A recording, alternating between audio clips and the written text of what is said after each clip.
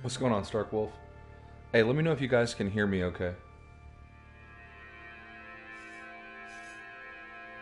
Trying out this new mic I bought, and so I've kind of been playing around with the settings on it, but it's really sensitive and can, from what I've played around with, it can get really loud really suddenly.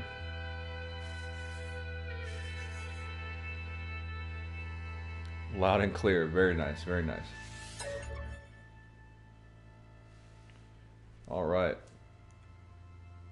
We got Funny Imps in the chat. What's going on, dude? Sander and Pillay, what up, what up? Stark Wolf, always a pleasure. We got Earth Voyage in the chat. What's going on, guys? Man, I haven't streamed in a while.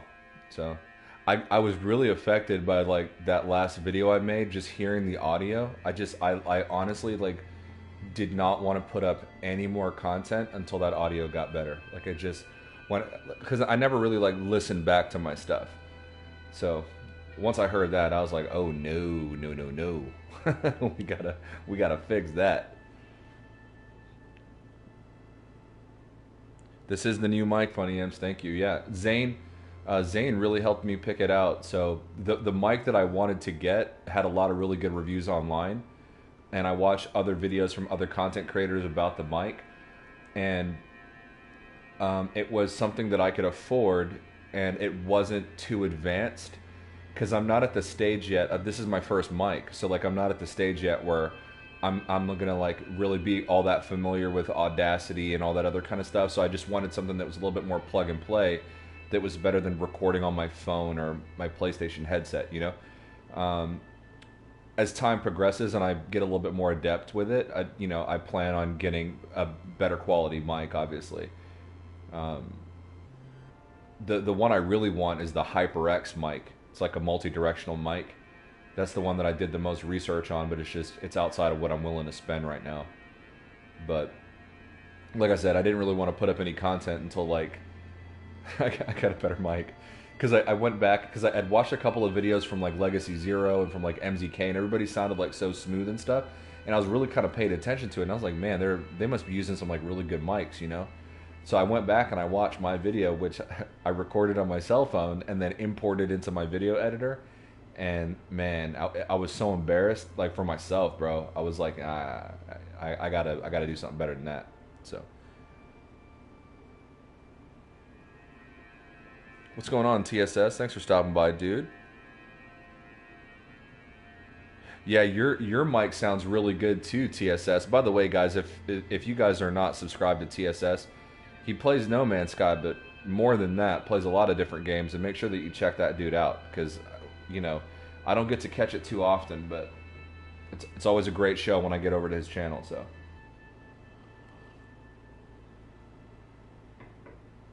sorry for the coffee slurps,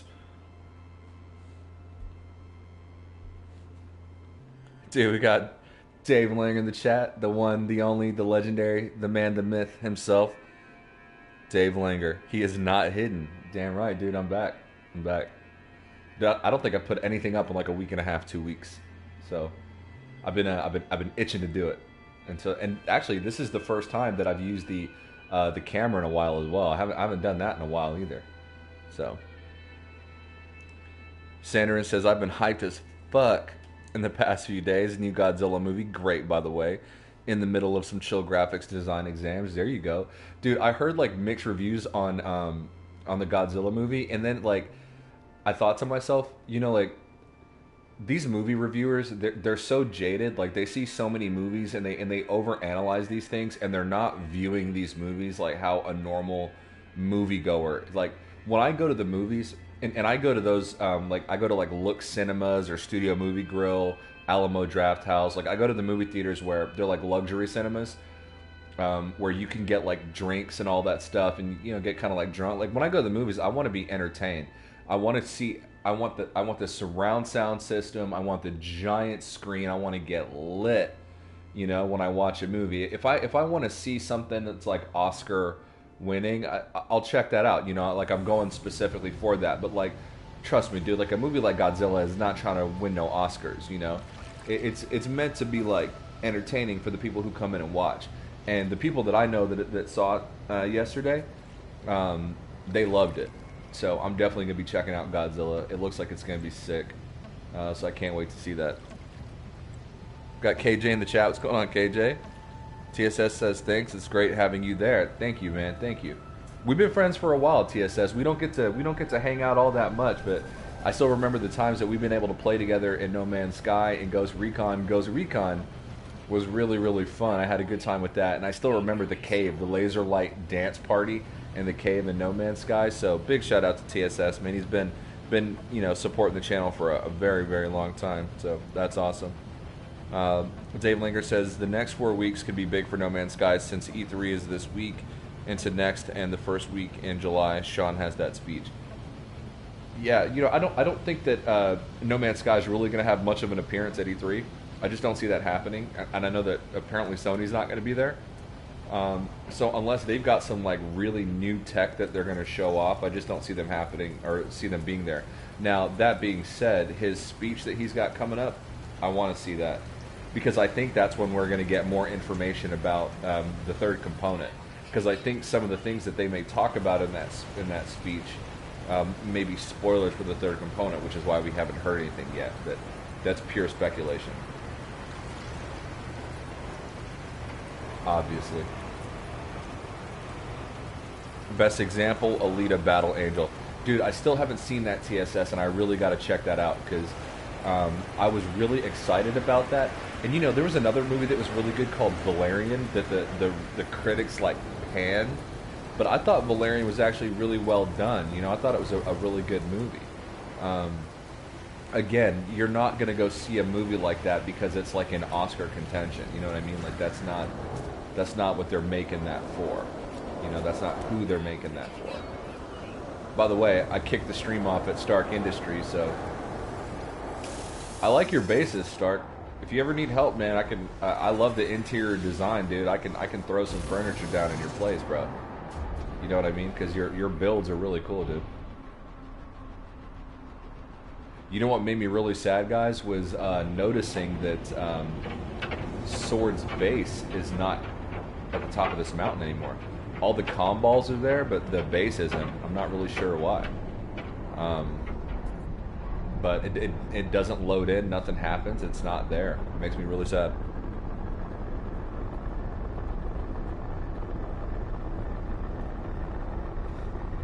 Aditya. I'm not even going to try, bro. I'm just going to call you A. A says, I could use a good hauler.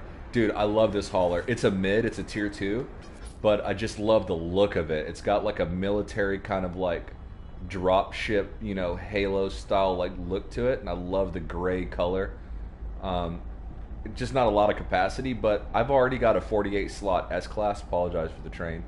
I've already got a 48 slot S class, and I don't really need another one. You know what I mean? I just love the look of this one. This is gonna be my warbird. I'm gonna outfit this thing with some gnarly weapons. I'm gonna load up the cyclotron ballista and the positron eject on this bad boy, and some shields, and use this as sort of like my warbird. And the other one I'll use for carrying around the stuff. And you guys are gonna hear that train frequently, by the way, because I live in the city, and it's an elevated train that it literally goes like right across my apartment complex. But yeah, so apologize for that. Let's see here.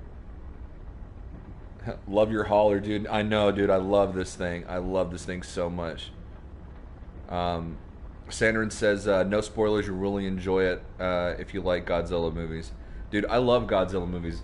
Matter of fact, the very first time that as a child I had to understand the concept of like death was watching an old Godzilla movie, and like it was tearing through the city and all these people were like dying and shit like that. And it was like at the time I never really seen like violence depicted in cinema, and I was very young and I saw it and it like hit me like real hard. But then at the end of the movie, like I ended up really like digging the movie, and I like Godzilla ever since. I mean, they've done a couple of ones that have not really been that good, but this last one was really, really good, and then I heard this one was excellent too. I was worried that they were going to pull a Pacific Rim, and that they were just going to really kind of changed the vibe of like the first Pacific Rim movie. That's lightning in a bottle. Like you can't do that again, you know. And they tried, but they didn't really pull it off, from what I hear. So.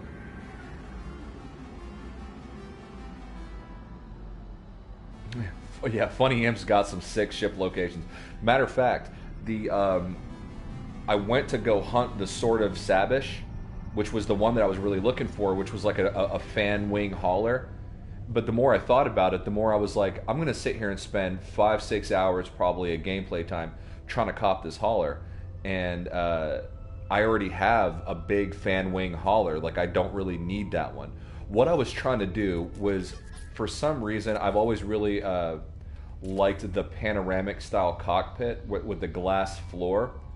But I thought about it, and it's like you can't really look down enough to really see that anyway. And then like, the more I thought about it, the less I gave a shit. So I was like, you know what? Let me just cop like a sick looking hauler. And then I was sitting there about to leave and just say, you know, I'm done trying to get the Sword of Sabish. And then she popped in. I just saw her flying in land, and it was the very first time I saw her was an S class. She landed as an S class in the same place in the space station, and so I was like, done deal. I'm copping it. It's all mine. So there she is. She's a beauty. So if you've got the portal coordinates, the Sword of Sabish, and you like this ship, that's where I got her. In that same exact space station. So.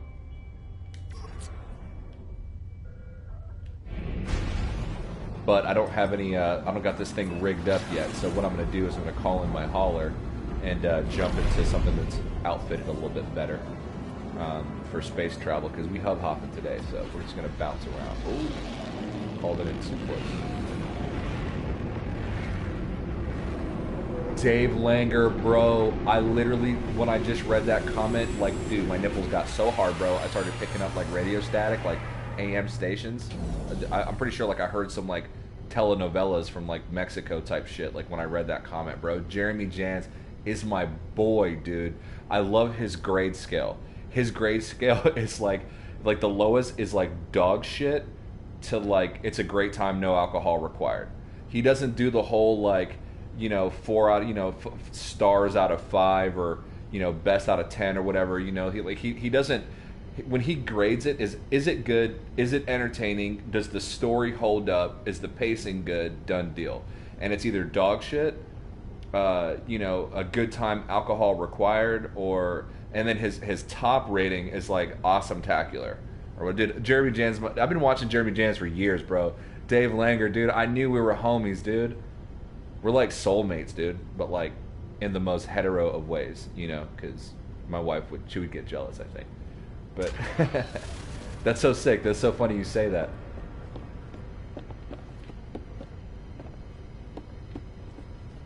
But like your typical movie reviewers, I do not like them at all, dude. I do not like them. I've collected a few exotics, and that's about it.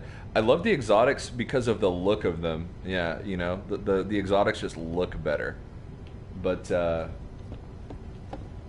Earth Voyage, yeah. I just saw your comment, dude. So Sword, he's a PC guy now, bro. Like once he got that PC, he's PC all the way, and I don't blame him. There's just so much power in a PC, especially for a game like No Man's Sky. So this is my big wing hauler, and I love her so much.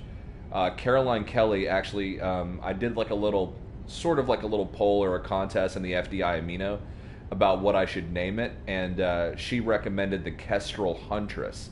And I looked that up, and that's like a falcon. Like the Kestrel is like a falcon. It's a bird of prey. And I was like, you know what? That's such a perfect name for this thing. So, and I love how the wings are swept up and they're large.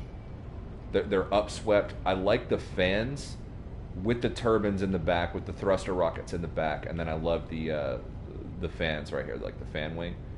So sick. So sick. So that's kind of, I was like, do I need the Sword of Sabish? Probably not, because I got that thing. And then so I've got the white and orange format there. Got the white and orange colorway on this one. Love this fighter. Love the wings on it. And then I've got this white and orange one over here. So I got kind of a theme going a little bit, I guess. And then my my other hauler and my exotic is the gray color. So pretty sick. Wait, hold up. Is Hidden Jew in the chat? Yo, yo, yo. Dude, what is going on, Hidden? Guys, give a big shout out to Hidden Jew Agenda in the chat, dude. Hidden has been on tour. This guy's living his dream right now. He's on the road with his band. They're opening for Crazy Town. They're co-headlining, actually. So they've been traveling all over the country, doing all these performances at all these venues. He did a show on his last tour in Ohio, and he got the chance to meet Cobra, which was really sick, and he really loved that experience, and that meant a lot to him because he's been watching Cobra since before No Man's Sky even came out. So he's been a Cobra a long time. And but yeah, man, so big shout out to Hidden. He's living his dream. That's why he hasn't been on the channel, guys.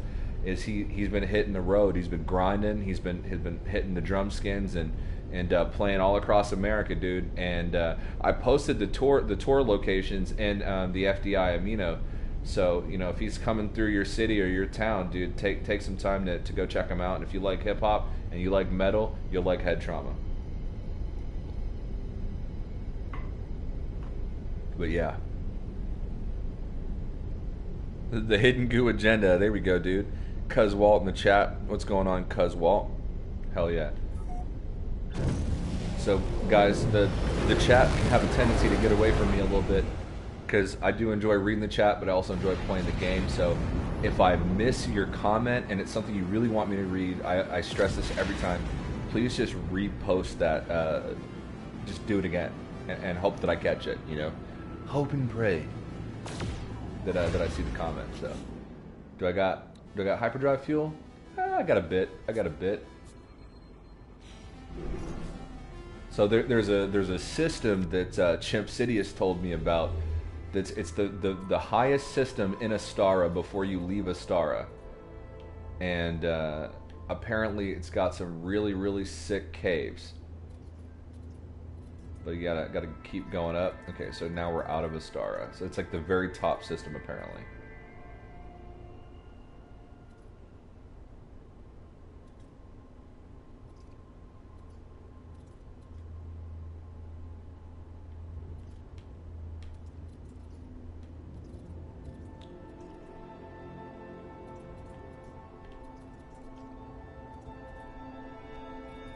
See if I can remember the name of this thing. I might have to check his chat message about where it was, but I can't remember the name of the system.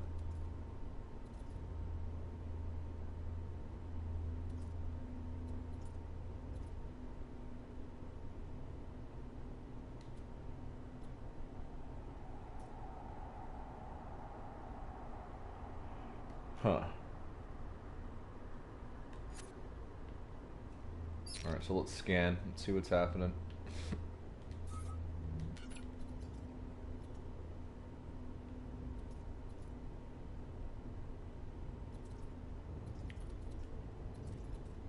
Yo, where did this take me? Where am I at? How did that even happen? What? That was weird. Okay. So we're scanning.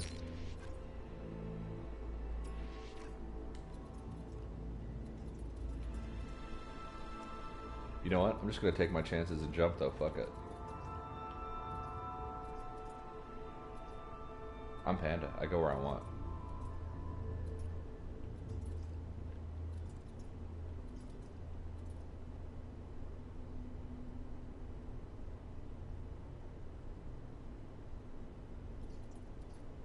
So we got UN42 that's got that one tagged. So I don't think that's going to be Chimp Sidious because I don't think that he would, because I think he was the one that discovered it. Apparently it's at the very top. So I think that's the top system right there.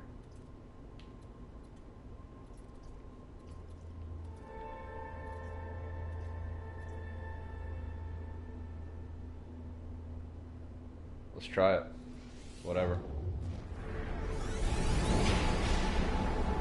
Oh yeah, the cave planet. Does anybody happen to know what the name of the cave planet is? Or I don't have the FDI amino in front of me.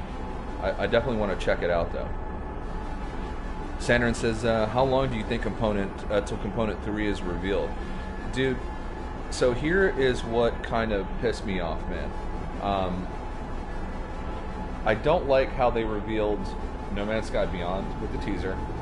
Very soon after they revealed component 1, like 10 days later they revealed component 2, and then now it's been like a month and a half no component 3. So it's just like dragging out, you know, like I feel like they may have just talked about it too early, but I think they did that because they knew that people were hungry for it. But see, this is why we got to be careful what we wish for, though, right?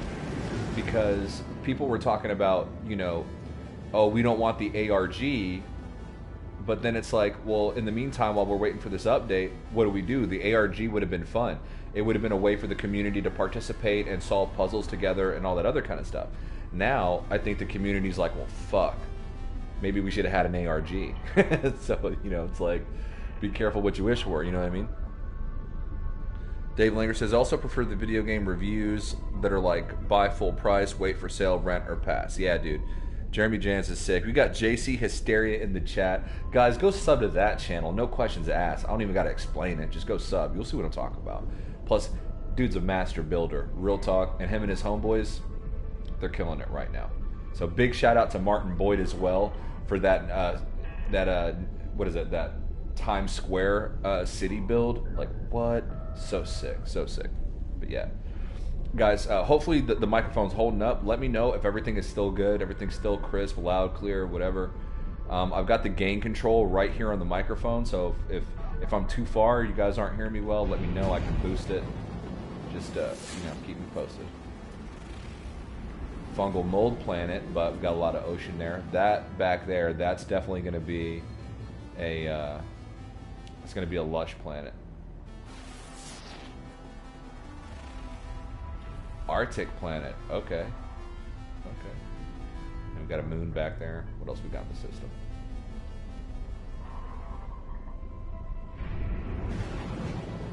That one looks like it's got a lot of oceans. Let's see what's popping over here.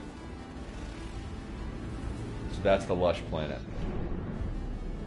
Definitely going to have to check that one out. What do we got over here? What's this guy?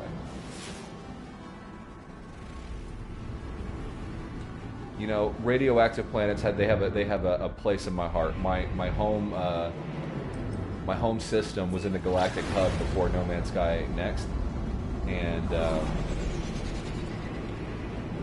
it was on a radioactive planet, which was a really, really amazing planet. I've actually gone back since, and it's totally different. It's really not the same planet, but you know, that's kind of the beautiful thing about this game is things can just change. So it's not too often that you see fungal mold planets with blue sky and blue oceans.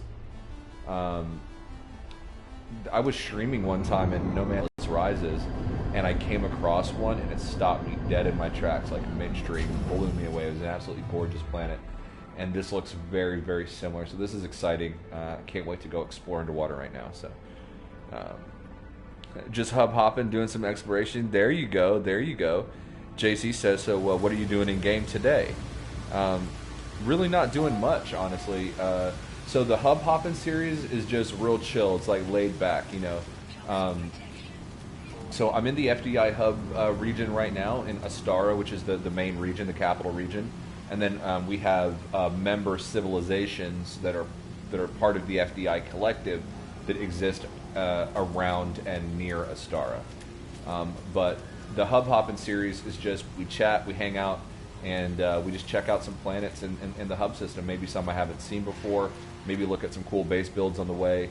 Then we've got the Speculation Station series, where we just get the juices flowing, make up shit, you know, no hold barred kind of thing.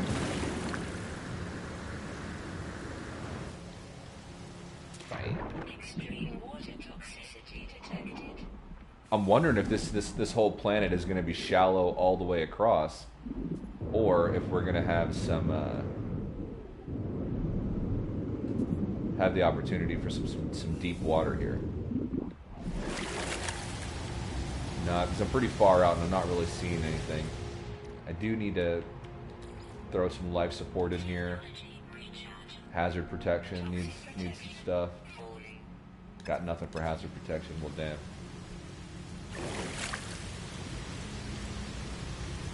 Yeah, it's very shallow.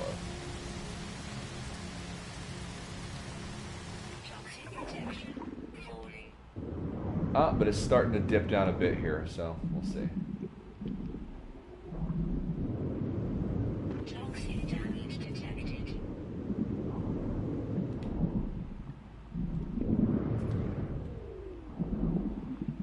I'll live.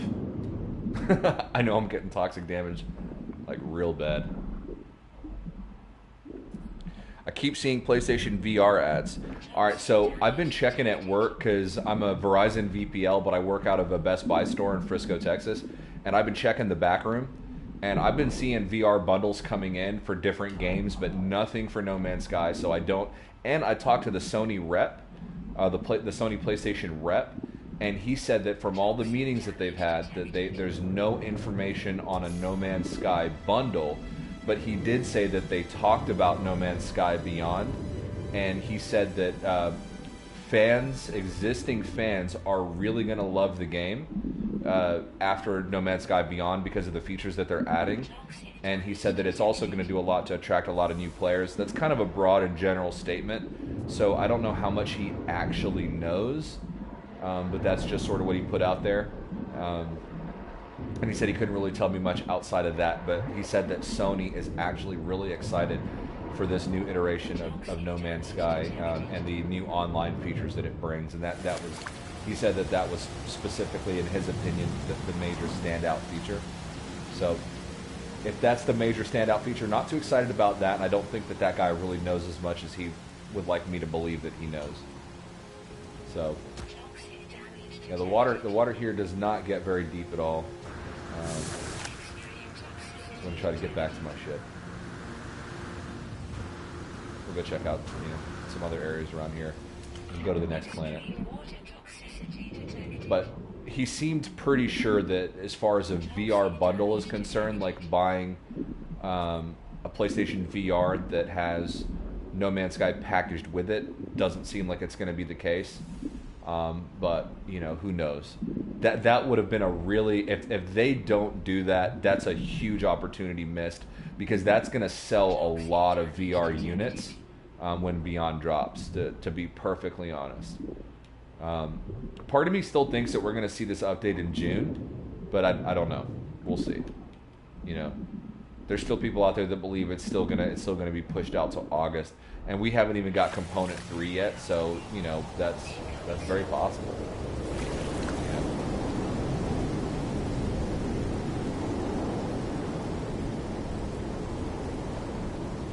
Oh, I'll have to go back, Wizard, to Pidstain and check that out.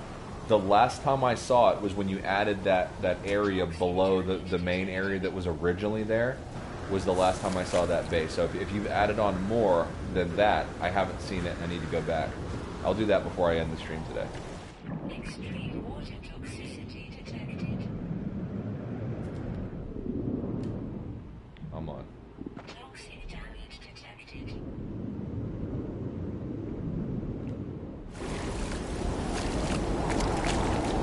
I can't believe I've never gotten that achievement before. I noticed like a few minutes ago, like I got an achievement. I was like, I thought I had almost all the achievements in this game. They need to make all the oceans deep. The lakes can be shallow. I don't know. I don't necessarily think all of the oceans need to be deep, but with Abyss made such drastic changes to the underwater biome that they could really be taking advantage of that. And make it deeper more often than not. But yeah, I don't think that the whole thing necessarily needs to be deep though. All right, let's go check out this radioactive planet. What, we got Andy Krychek in the chat, says Panda with the insider knowledge. No, I don't have any insider knowledge. It's just that I've been picking people's brains. I've been checking the warehouse, seeing if anything pops up in there, talking to the Sony PlayStation reps, like, just any information I can try to gather up. And see, I'm not going to be that guy where like if I actually find out something I'm gonna at least preface a video or give people the opportunity to not have a spoiler, so that only the people that want to know can know or will know. So if I do find anything out, you're not going to be caught off guard by any sort of spoilers. So people will have the opportunity to decide if they want that information, that knowledge or not. But I don't think I'm going to get anything. I think the only people that really truly know what's going on are Hello Games. I don't think PlayStation know very much either, other than that the game's having a retail re-release on PlayStation, which I've been checking the back room for that as well to see if I've noticed any discs coming in. I've even gone as far as opening some of the boxes that say they're not ready to hit the floor yet to see if there's No Man's Sky boxes in there, because it's possible that the re-release of the game for No Man's Sky Beyond on PlayStation might have some footage on the back. Might showcase some screenshots of some of the game footage on the back and talk about some features that may have not been discussed yet. So been looking out for that as well. Oh, hold up. That might be a pretty nice hauler. Okay, I gotta go to the space station a little bit and check it out and see what that hauler's about.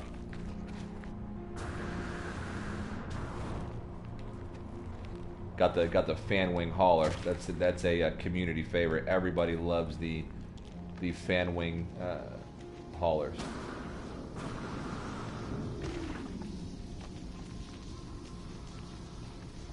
I'll tell you what, they really outdid themselves with the cave systems in No Man's Sky Next.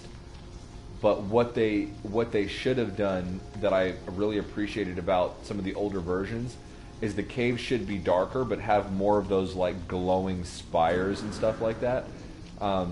Because the game a lot of the time can often feel a little too realistic, if that makes any sense. Where some of like the fantastical colors and glowing sort of caves from the older versions of the game really were captivating.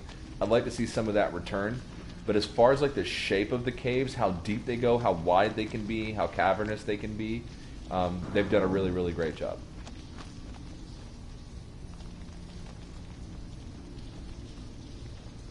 JC says, that hauler caught my eye too. Dude, hell yeah, dude. I just love the look of hauler, dude. I think if you're like a sci-fi fan, you go like one of two directions. Like your brain, either you immediately are attracted to the haulers, or you're attracted to the smaller fighters that, got kind of like a wing commander kind of vibe to them. You know what I mean? Well, all the oceans could gradually get deeper like in real life. That's true. Very, very true. Very true. I'd also like to see oceans that you can scan the water and it tells you whether or not it's water. You know what I mean? For example, like one of the moons of Jupiter, it's likely, I think it's Jupiter, it's likely that the liquid oceans that they have on there are methane gas that's under a lot of pressure or whatever, that it's, turned into like a liquid substance, right? So like liquid methane oceans. So it'd be kind of cool if we had like oceans that were different colors, but when we scanned them, it would say that it was like a different component other than water. It might be liquid methane or, some other type of substance that would add to the whole, like, science fiction aspect of it.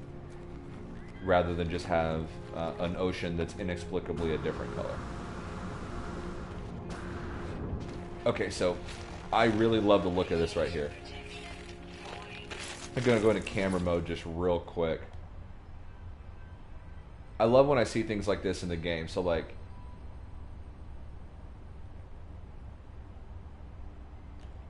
I love this groove, this cutout. It almost gives you this feeling that, like, a long time ago, there may have been like a river that ran through here, right? I love that. I love how that looks. But the planet's radioactive and all dried up and inhospitable. But maybe at one point, this place could have housed life. And then combine that with some of the new features that they added with, like, where you can find like animal skeletons and things like that in the ground.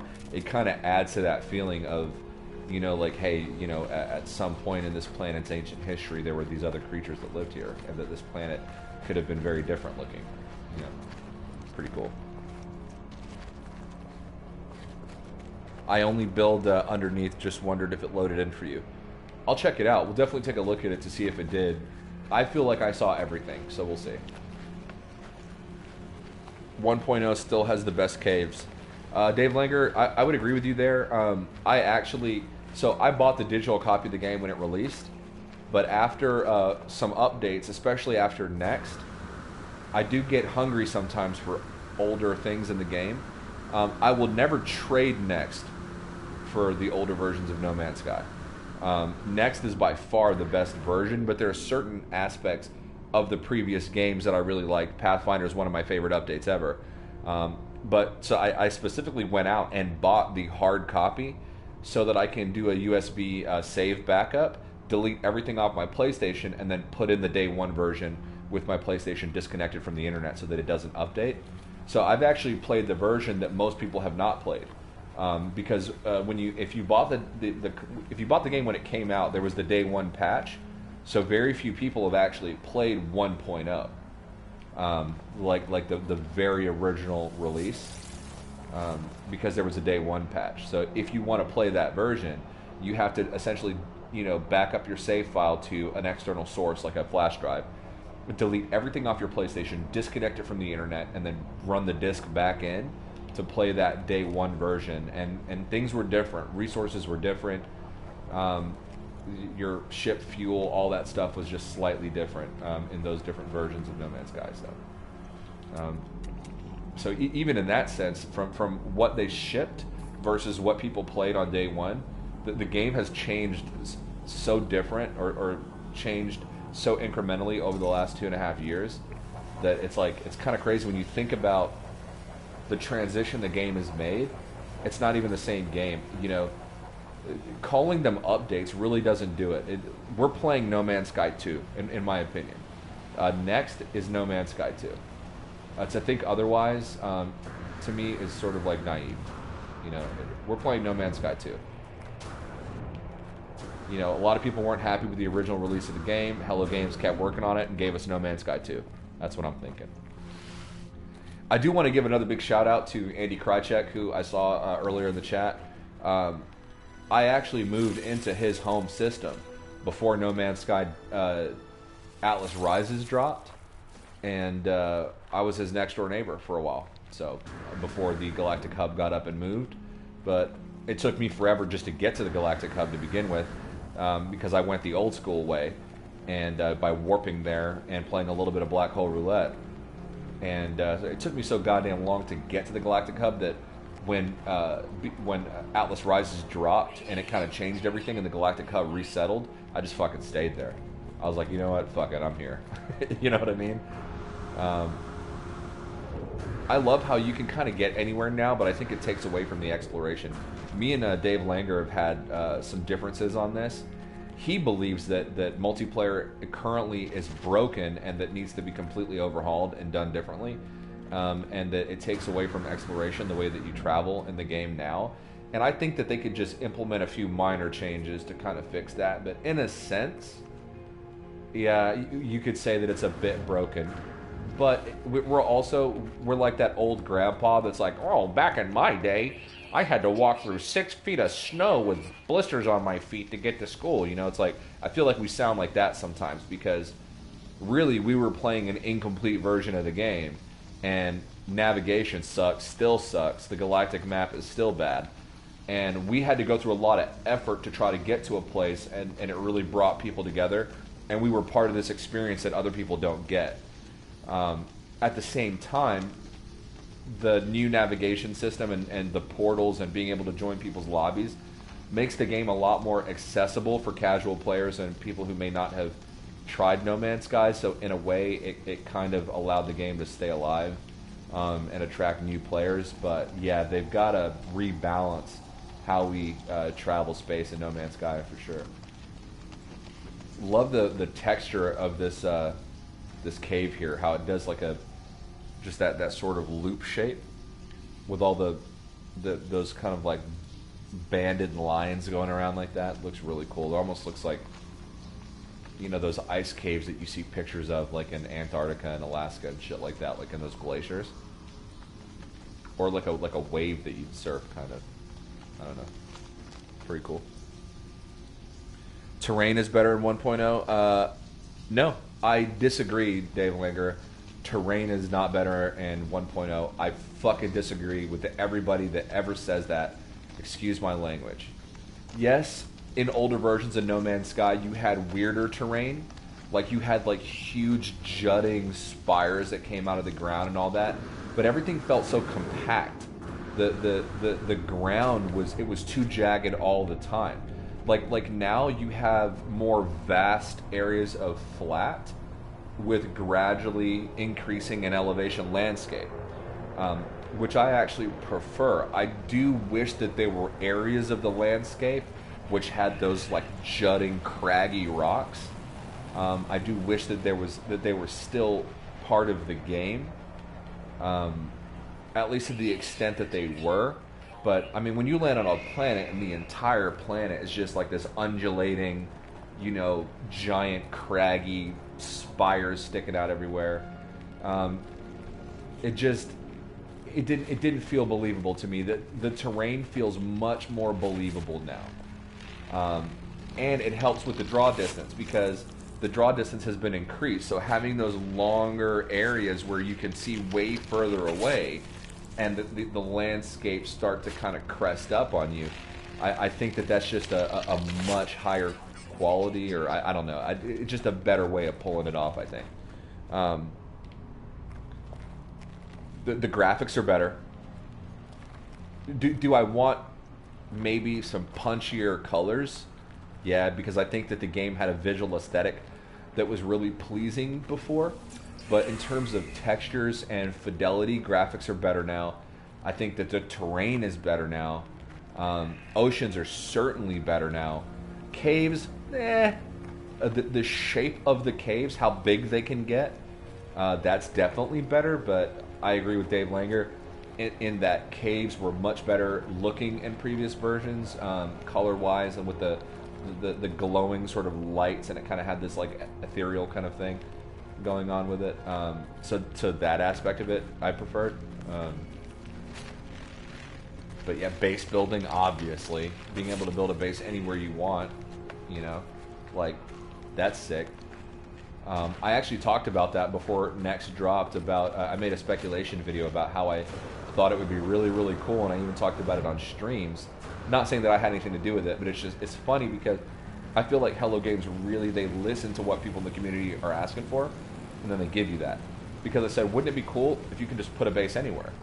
It doesn't even, and I specifically said, it doesn't even have to be that you can build this giant base anywhere you want, but that you can just put down like a portable habitat. Kind of like if you're hiking in the woods and you make a base camp and pitch a tent, that there should be like the space traveler equivalent of that, being able to post up anywhere you want and just pitch a small habitat to protect you from the environment. And then when No Man's Sky Next came out, they went 29 steps further, and they're like, oh, you can build whatever you want, wherever you want, is pretty much as big as you want. So, that was pretty sick. Those were the days, Andy Krychek. Yeah, dude, actually Hidden Jew is the one who helped me get to the Galactic Hub. So I got lucky and I did Black Hole Roulette, and so my character started in the Delta, and which is funny because I've come full circle and I'm back in the Delta, and I've been to Gamma and so Alpha, Beta, Gamma, and then back to the Delta where I started. But I was in the Delta, and when I looked on the Pilgrim Star Path map on Pahefu, or however you say it, it talked about how many light years away I was, and I was like, whoa, this is going to take forever.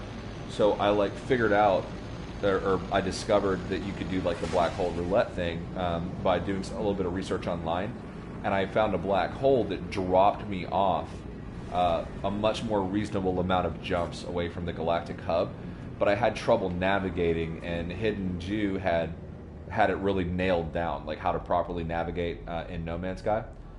So I used his help to help get to the Galactic Hub the rest of the way. And it's funny because he would jump in a party chat with me, and we would share screenshots. So I would show him where I'm at in the galactic map, and I would explain to him how many degrees from the center I am, and all this kind of stuff. And, He really helped me navigate there. So I don't think I would have made it to the Galactic Hub without Hidden Jew. That was actually the start of our friendship. That was before we even started the channel.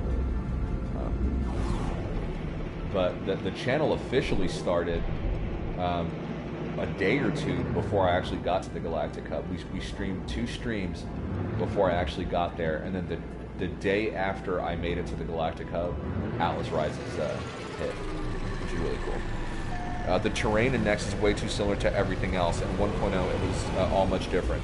Yeah, I think a good fix for that, like I said, Dave Langer, is that certain areas of a planet can have that crazy undulating, like, you know, jagged appearance like it looked in other versions, but then also, you know, the longer sweeping sort of appearance as well. They can blend the two together.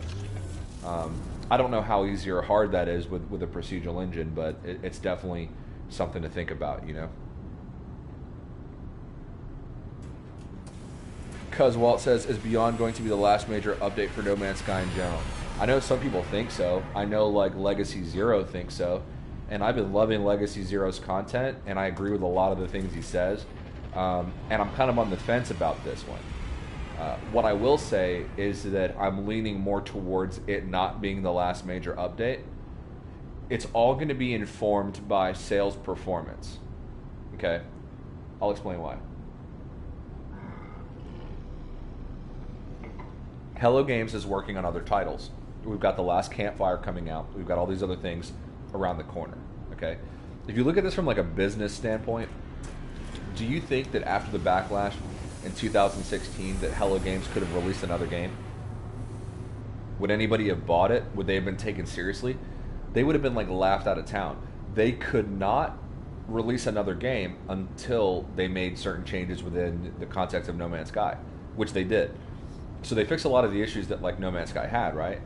And they added a player model, and you know, with Next, and they added, you know, the base building, the freighters, you know, being able to build bases in freighters. They added ship classes, all that different stuff. They kept making all these additions. As they made those additions, their reputation started to heal. Their public perception got better. Reviews got better around the game. The more recent reviews were all overwhelmingly positive, whereas before they were overwhelmingly negative. Hello Games started to become taken serious again, and then they made the announcement of possibly even another title that they're working on. So they had to work on other games. What they found, though, was that as they continued to fix those things with No Man's Sky, you can't just sit there and develop on a game that's no longer making you money, and you're not charging DLC, and you're not charging microtransactions. So all of the things that they've been doing to the game, and then they're having little boosts in revenue every time that happens, right? So then now the idea has changed. Yeah, they're working on these other games. They're going to be dropping other games. But they figured out a new model, right, which the gaming industry has gone away from. They've gone towards a more DLC and microtransaction type culture. Hello Games has discovered that, hey, we have this game that can evolve over a long period of time. And every time it gets better and we add more features, it attracts new players. That's more digital downloads. That's more physical copies sold. Then we get a little spike of revenue. We can continue to work on the game and attract people over to the title. So now it's gone from we need to fix No Man's Sky so that we can work on other games to No Man's Sky is actually a good business model for us, right? And then with all the stuff that's happening in the gaming community right now, where games are coming out relatively unfinished and then they're charging DLC to fix them essentially, and charging microtransactions, and there's pay-to-win schemes and all this other kind of stuff. Now fans, they're looking at the gaming industry and they're seeing all these glaring problems, and they're like looking at Hello Games now, and Hello Games has become this bastion of like this comeback kid story, this underdog story. Here goes this small indie developer that had all this hype. They released what people consider to be an unfinished work. It had all this backlash, and essentially they vanished into the ether. And then they came back, they rebuilt the game, they re-released all these things, they came out with all these content updates, all free for existing players. They did all this other stuff, and they're taking away all the excuses that all these other game developers have for charging all this DLC. And if you think about it, this is a good business move, right? Because Hello Games is now, they are now starting to become viewed as a company that's making this positive change in the gaming industry for the better, that a lot of gamers feel like these companies are just trying to take their money, and then Hello Games is coming with a very different approach. So I don't think that it's going to be the last major update. It will be in the sense that we're not going to see another major update for maybe another 6 months to a year. But to say that it's the last one, there's no way. The release of Beyond is going to dictate if there's another major release. So depending on how Beyond goes, right? Hello Games might be like, oh shit, we're onto something again. We're attracting more and more players each time, and they're going to continue to work on it and change it to essentially not only win people back but attract new players. And I think that that's just going to continue to progress. And this game, they're not done. I mean, I'm talking like years down the road. We're going to see this ported for PlayStation 5. They might even add like a cross platform thing or cross play thing for PlayStation, where if you own the game on PlayStation 4, you automatically can just, when you buy a PlayStation 5, you can just go into your game library and just download it for PlayStation 5 with all of the, you know, the enhanced graphics and all that other stuff. I honestly see that's how it's going to be. You know what I mean? So I don't think it's the last major update at all. I think we're far from it. Well, this hauler was really underwhelming. I was really hoping it was going to be cool. Of all of the no-wing haulers, though, actually, this is the nicest looking one. If it just didn't have that kink in the neck, if it had a more stubby front, that's actually one of the cooler no-wing haulers I've seen. Got .com in the chat, says hello Panda, hello all. What's going on .com? Thank you for joining. Starkwolf says that's already a feature with PlayStation 5 Panda. No, backwards compatibility is a feature, but I don't know if that extends to like digital copies. You know what I mean? I don't know. I don't know how that works. Fuck it. Starkwolf, you're right. It sounds like you know. I don't. So the I don't know if that's how backwards compatibility works. If it's strictly like physical copy. Like for example, I owned Skate 2 and Skate 3 on Xbox 360. So Skate 3 is backwards compatible on Xbox One, Skate 2 isn't. So I can put my Skate 3 disc into my Xbox One and I can play Skate 3. But I can't go to the store and like if I bought a digital copy of Skate 3 on Xbox 360 with the same Xbox account, I wonder if that means that I can also then download the digital copy. Is that how that works, Starkwolf? Because I honestly don't know,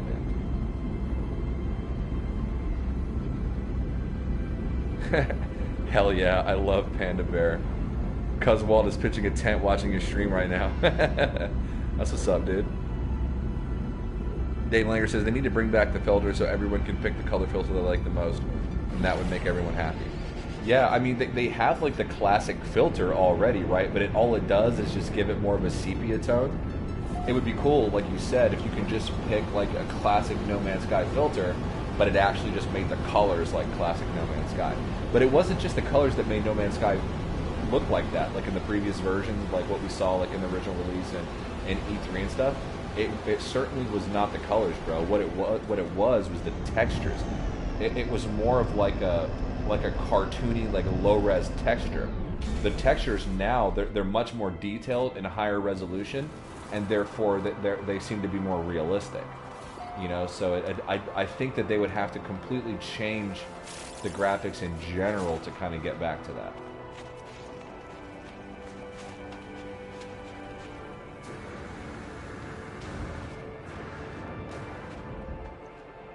I don't know what it is about these like frozen planets with the orange water, but I like it. I don't know why. It's like aesthetically pleasing to me, the blue and the orange. I know that blue and orange is like they're complementary colors, so maybe that's what it is. But I naturally like enjoy the aesthetic of this color palette here. Ooh, my PlayStation is screaming. Starkwolf says, the only way we are getting another major release is if the player base increases dramatically and they sell more units. Yeah, like I just discussed, bro, they are definitely going to sell more units. Like that goes without saying. Like that's fucking happening. Like they're going to sell more units. Like there's no way they're not. You know, just on VR alone. and people don't like remember, like, dude, people, they love to like hate on Hidden Panda Show, bro, about like the speculation and talk about like it's toxic, it's bad for the community, like especially back in the day, dude. This channel used to get so much hate for the speculation, but you know how many times I went on Cobra TV, talked about PlayStation or talked about No Man's Sky being, you know, VR capable, and then being like laughed at or like ridiculed during like the Cobra subcast. Even a game developer was on there, and they were like, it can't be done. The frame rate, and, you know, and all this stuff that you would need, the amount of optimizations that would be required to make it compatible for PlayStation VR, like there's no way that it could happen, and like, you know, all of this other, you know, kind of stuff. And then here we are, dude, and not only are we not getting like some cheap VR port that's like, you know, like a small mode like most other games do, we're getting a full-fledged VR experience, right? Like, that's what really blows me away about Hello Games, dude, is that they could have just done like, hey, you can explore part of this planet in VR, or you can explore your ship hangar in VR, like a little experience, you know? Like Ace Combat 7 had an opportunity to release the game fully VR compliant. Like, you could play just normal or in VR no matter what, right? If they would have done that, game over as far, like, dude, people would have bought a VR just to play Ace Combat 7 the entire game in VR. But they gave you like 3 levels. It's not enough. You know, so then what does Hello Games do? Hello Games comes out and says, oh, check this out, guys. You can play the whole game in VR. The whole thing. Not only can you play the whole game in VR, but you can play the whole game in VR in multiplayer with other people who are not also in VR. Mic drop. Checkmate Hello Games. Right? They're fucking killing it, dude. They're going to attract so many new players just because of the VR. Like, when I'm at work, when I'm talking to like other people at Best Buy, dude, and people who hated the game at release, and who don't like No Man's Sky, because of No Man's Sky Next, they like the game. Some of them that still haven't even played it said that they're excited for when the VR update comes out, because they've got Oculus Rift, or, you know, they decided to invest in the new, whichever the one was that Steam came out with, or they've got PlayStation VR, but there's just not good titles to play. Like, some of them are excited to get No Man's Sky just because of the VR, right? So that's going to attract so many new people just because of the VR aspects of it. You know? So that's a cool looking rock. So yeah, they're definitely like, that's happening, bro. Like, they're gonna sell a ton more units just because of that. And again, that is what's gonna drive ongoing development. Like, this game's a grand experiment, bro. Like, this is gonna be like kind of like how Minecraft is. Same business model, dude. They're just gonna work on this for years and years and years and years. You know, this is like PlayStation's version of EVE Online. You know, it could be 6 years down the road, they're going to still be developing on this, dude, I feel like. You know, there's just so much that can be done. Like, Hello Games, like, Sean Murray said it himself in an interview.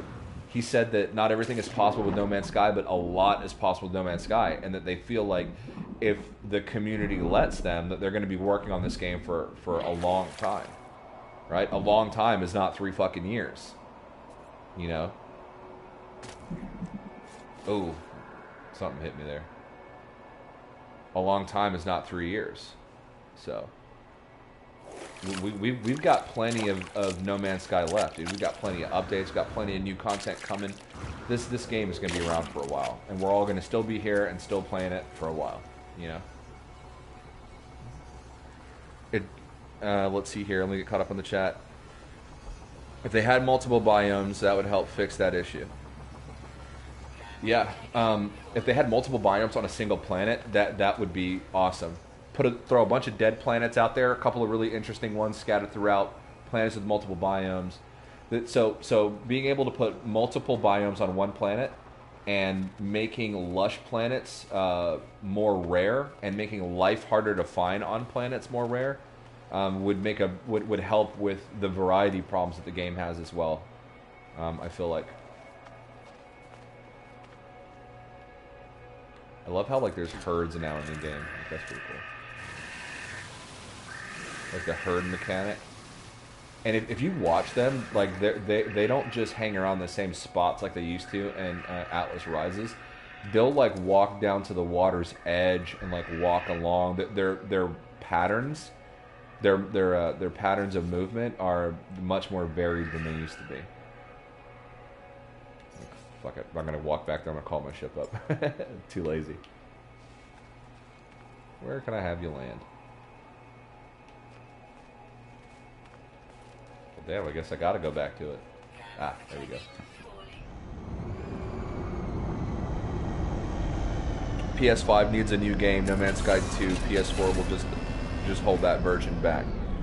Well, it's like any game that like PlayStation 4 and PlayStation 4 Pro. You can play the same games, but if you have a PlayStation 4 Pro, you get the enhanced graphics. So from a graphics standpoint, I don't think it's going to fix anything or hurt anything, but you bring up a good point that I didn't think about, Dave. If there's certain features and optimizations that make certain things possible in the with the PlayStation 5 that would not be possible with the PlayStation 4 or PlayStation 4 Pro, in that sense, yeah, it could hold the game back, and that they would have to release it as like No Man's Sky 2 or whatever. I never really thought about that. That's true. Because if you look at the leaked specs and some of the ones that have actually been acknowledged by PlayStation, the new PlayStation 5 is going to be able to do 8K graphics. It's going to be able to handle so much more shit. Like, I don't know. That's a good point, Dave. You bring up a very good point I hadn't considered. No, Sark Wolf, I think you might be right, dude. Like, bro, I'm that guy, bro. I'm not gonna pretend. Like, if I don't know, I don't fucking know. Like, you're probably right, bro. Like, I don't know if that's how it works. I really don't. With the whole backwards compatibility thing, yeah, no idea. That is a pretty planet, underwater at least. Yeah, dude. Dave Langer says, I really hope they don't dumb down the game to get it to work with VR. They could butcher it. No, it's the same game. It's the same game. Read everything about it, bro. Like, you're playing the same game, like, with other people that are also playing the same game. The only way that you're gonna limit yourself in VR with No Man's Sky is depending on how you pick your movement controls, because you can pick the teleport type thing, or you can just do like your free controls.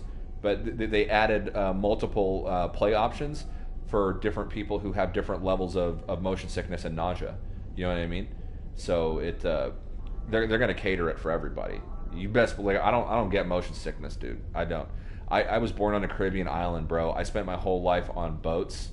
I travel a lot. I'm in airplanes all the time. I don't get motion sickness. I could spend 6 hours in VR spinning around.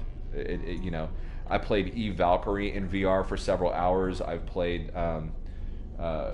Ace Combat 7 like that. You know, like none of that stuff affects me, dude.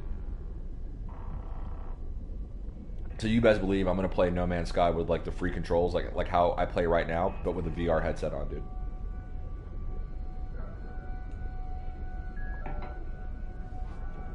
Excuse me. I don't want to limit like my movements at all. Sarkwolf says, "Preach." I do get preachy. I hate that about myself. I'm saving that lush planet for last because I got a good feeling about it. There's a whole lot of blue on that planet. I got a good feeling about it. And you guys know I love that underwater stuff. Let's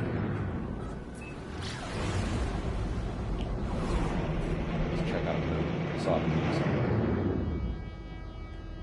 Ah, there we go.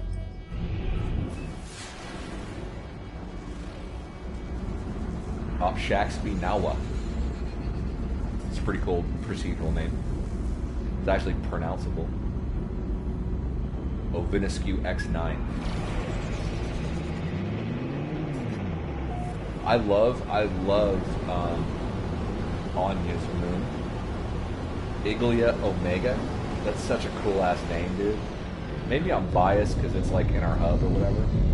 But that, to me, that is such a cool name. Like Iglia Omega, like that's sick. Okay, I'm digging this desert planet right here. I'm digging it. It's got like an Arizona vibe to it.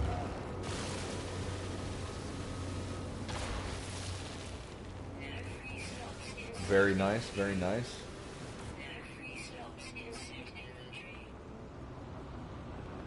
I love this right here, like the cactus variety. Like you've got like your fuzzy kind of like cactus type plant, but then you've got like your prickly cactus. And dude, just look at the textures, dude. Like look at the resolution. Like look at, dude, they killed it. They killed it. Yo, there's people yelling outside my apartment. I think somebody might get blasted, yo. Like blasted. Dude, they keep murdering people out here where I live at. Like I live in downtown Dallas. Dude, transgender people, 3 transgender people have been murdered in Dallas. What the fuck, bro? What happened to peace and love, dude? Smoke some weed and fucking chill out, man. Why are we killing each other out here, dude?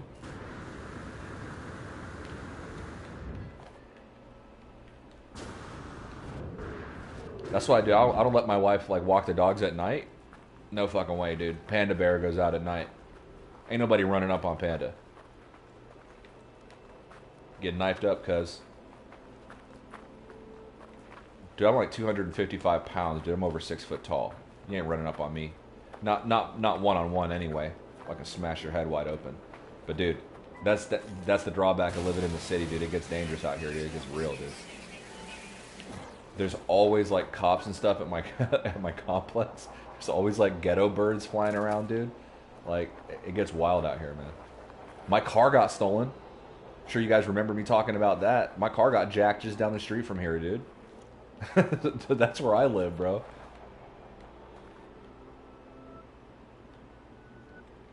Man, I'm digging this planet, man. That is such a cool tree. That looks like those trees in I think it's Madagascar that has like trees like this. What? That one's like growing out of the rock, dude. That's pretty cool. I'm digging that. That's awesome.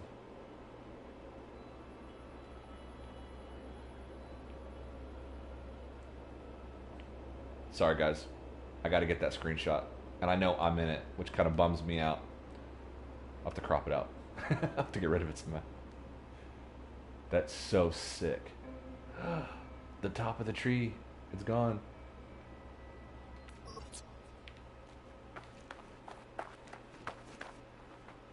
And then it's back again.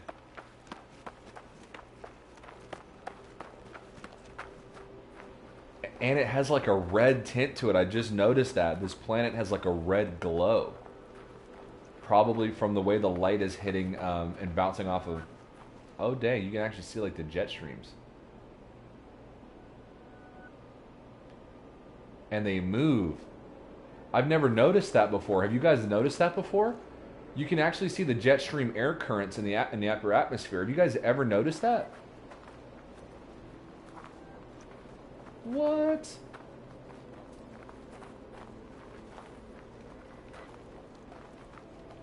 Is that a crater? Impact crater. That's what I'm talking about. I want to find a planet that's got a really big impact crater and then build a base inside of it.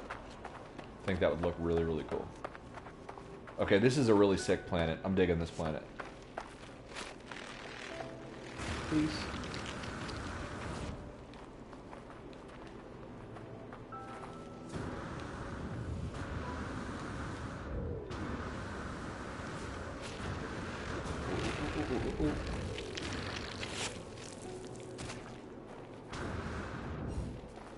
How's the gameplay volume? Is it the gameplay too loud? I don't have headphones plugged into the mic, so I can't really hear any of the playback or anything. Let's see. Oh, that's cool. You don't see a lot of craters that are they're that vertical and perfectly shaped. That's actually really cool looking.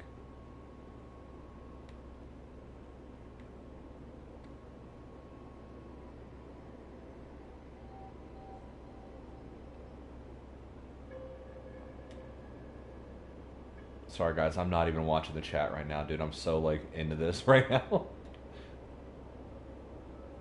So sick. See what I mean about the textures? Like they're just so well done now.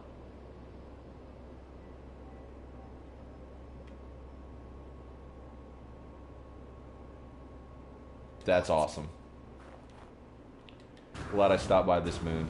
I'm gonna get back to the ship, check out the next one. I think this planet had 2 moons, and then we'll hit that lush planet.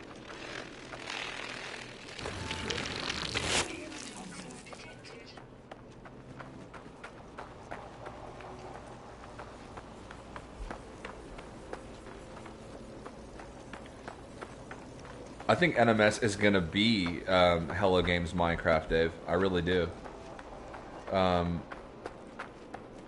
The reason why they're only using like 10% of their super code is because that is all the PlayStation 4 can handle.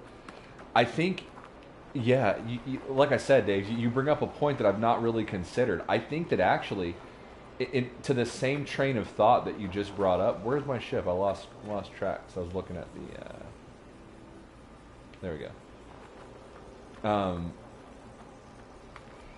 I think that the PlayStation 4 version is actually holding back the PC version.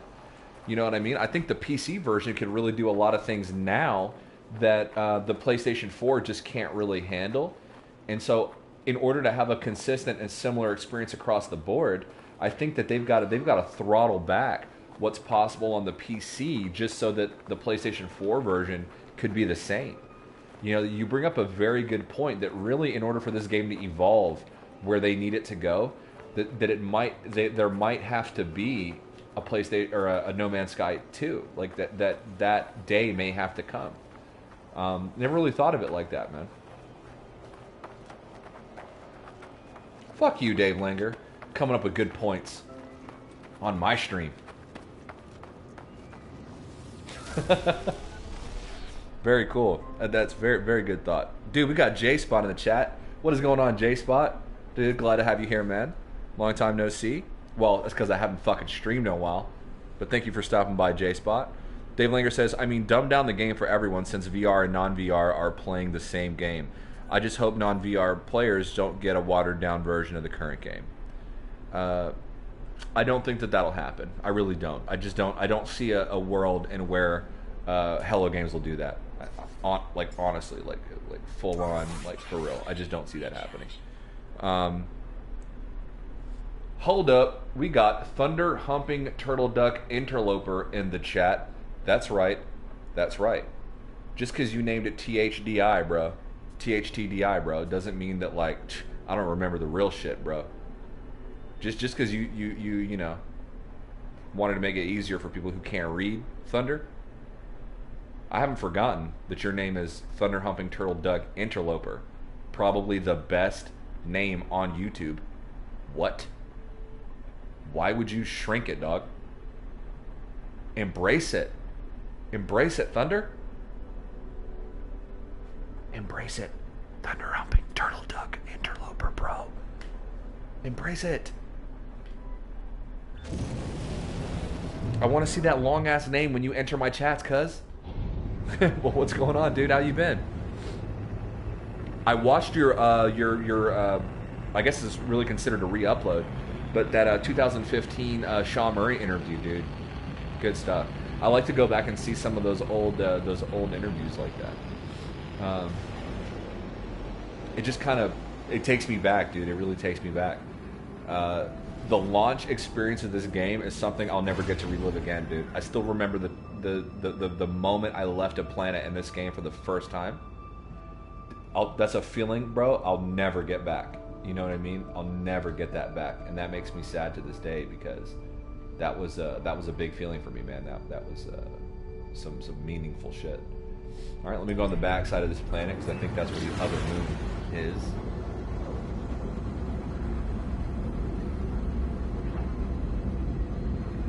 Whoop. Hi all, Panda Bro. Hope everyone is well. Just want to say I adore this game. I've never played a game as much as I have with No Man's Sky. Best game ever. I don't know if I believe you, Thunder, because you be hating on this game all the time. You know? Like, you're supposed to be like the rest of us, bro. Like, you're supposed to be a fan despite all the negative criticism about the game. Don't you know that? You're betraying your personality as a fanboy, dude, by not liking certain aspects of the game. And frankly, it's bullshit, Thunder. Who are you to, like, have opinions, bro? Dude, No, I make fun because you during your streams and stuff like that, you say that a lot. Like people give you shit for criticizing certain aspects of the game, even though you're a fan. Yes, I agree. And I'm guilty of being one of those guys. Like I used to not like MGK because I thought he was a hater, but he's actually a fan. And when I listen to what he says, he's talking about just a lot of criticisms as a game. Like he loves the game, but there's just a lot of ways that it can be, improved on and stuff like that. And as fans, like it's our responsibility to say that, like, hey, like we love the game, but we're consumers. We spent our money, and we think that this could be better. If you can make it happen, kind of thing. And then I actually ended up becoming an MZK fan. I used to talk shit about him in streams, dude. I went on other people's streams and been like, fuck MZK, I hate that guy. Like I've done that, dude. I'm not a coward, bro. Like I'll admit to my shit. You know what I mean? But now, like I'm a fan, dude. I'm a big fan, of MCK's shit, and Legacy Zero as well, dude. Maybe there wasn't a second moon here.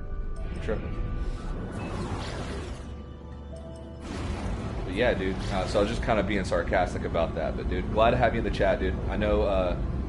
It's been a while since I streamed, but even when I was streaming more consistently before, I hadn't seen you around as much, but I know that you had some personal stuff going on as well as you were doing your own channel, bro. So anytime that you could stop by, not only as a content creator, but a longtime supporter of the Hidden Panda Show, dude, that's definitely glad to have you here in the chat.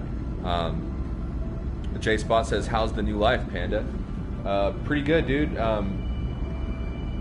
It's, wife's pregnant, so I don't know if for people that haven't followed along for a while, Panda was shooting blanks, man. And my wife was having some fertility issues. Only one of her ovaries would release an egg properly, and whenever a pregnancy would happen naturally, it would miscarry. It'd be a chemical pregnancy. So not only did I lose a job where I was making significantly more money than I make now, I make a whole lot less money. I like my job, but I just don't make as much money. And so I had to go from earning, really good money to not really making hardly any money in comparison. And then having these fertility issues and wanting to start a family. I'm not getting no younger. My wife's not getting no younger. My parents they're getting older, and they were worried about their legacy. Like me and my wife have been together for 12 years, and we wanted to. Almost 12 years, and we've been wanting to start a family for a while. It's not been possible, and so then on top of the change in income, having to spend a lot of money on the most maximum insurance that I could buy, and then on top of the co-pays and lab work and everything else, just not really having any money to speak of left over after everything, and all of that just to try to get pregnant. And then we got pregnant, dude, and December 29th is the due date. And it's going to be a new phase of my life, and I'm really excited for it. And I pray. I'm not a real religious guy, but I feel like there's a method to the madness in the universe, and that whatever powers are at be, I hope that they work in my favor to for this pregnancy to go all the way, and for this Panda Cub to come into this world, and so that I could start that new phase of my life and that new journey. I'm really excited. I don't know if that's what you were talking about. J-Spot, so if you weren't, sorry for the rant, and if you were, that's where I'm at with it. So yep, Madagascar. So people agree that it's got kind of a Madagascar look to it, to that moon that I was just on, those trees.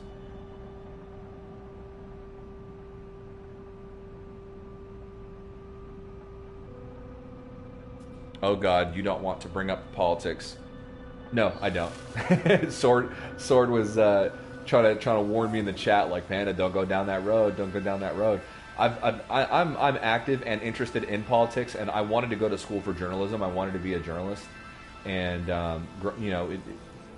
they're totally unrelated. But there was two things that I saw myself being when I was growing up, because and then you'll understand why I love the underwater aspects of this game now. I wanted to be a marine biologist. Ever since I was a little kid, I just wanted to study the ocean.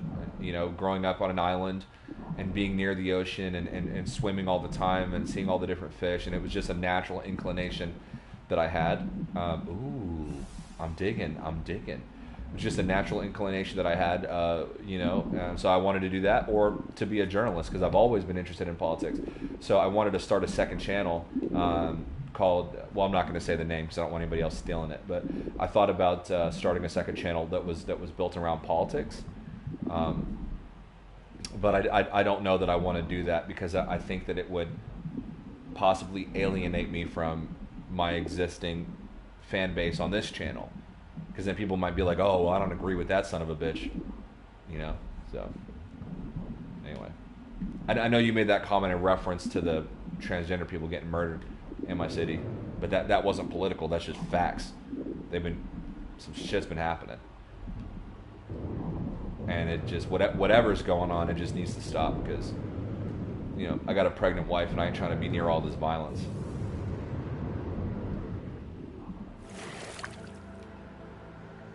Oh, snaps. Dude, I'm digging this right now. A lot. And this is just a lake. I need to find an ocean stat. But first, we need to do some ground exploration. We need to check out some of these trees, this landscape, see what's popping. We got blue grass, green ocean. What? Let's flip the script on that, right? On Earth, we got green grass, blue oceans, but nah, this no man's sky. Now we got blue grass, green ocean. Well, I guess if you live in Texas and your only ocean you have access to is the Gulf of Mexico, which is gross and extra green, oceans are blue. Except the Gulf of Mexico, where they're definitely not fucking blue. I'm mad critical because I was born in the Cayman Islands and I grew up in Florida. And Florida got blue water. Okay, well, in a lot of places. Where I lived, it was blue as fuck. It would go like, dude, like, I want to do some like ground exploration and then it would just suddenly become night. Dave, here's something that we've never talked about. The day-night cycle. Did you see how quickly it just shifted to dark? That's got to change, dude. It's got to shift more gradually. And then I think dark should be more dark. I don't know if you guys remember, but back in Pathfinder and Foundations, like sometimes on some planets, nighttime was so dark you could not really see. You couldn't make anything out. You couldn't make out terrain features, like nothing. It would be like super dark. But that's not the case anymore. Like I don't even need a flashlight. You know, it's like, what do I have this flashlight for on this game? I can see everything.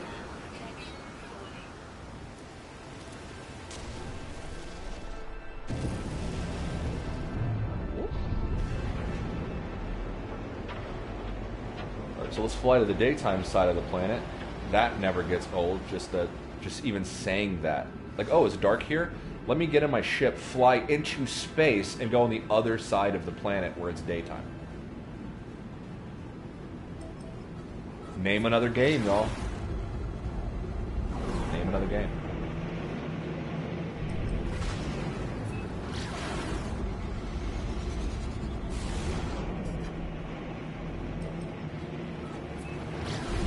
Hello, games.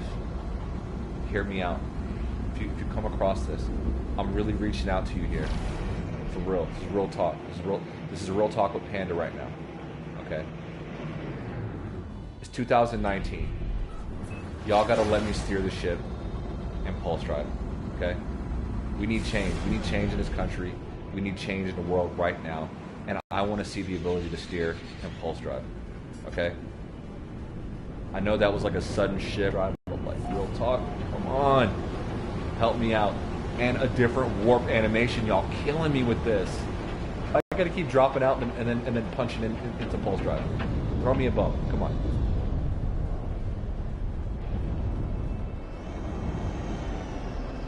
Yes. Oceans.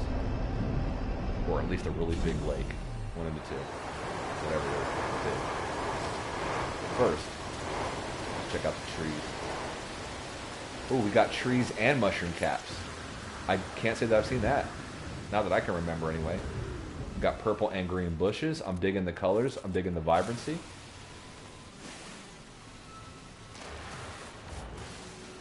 Top of the FDI.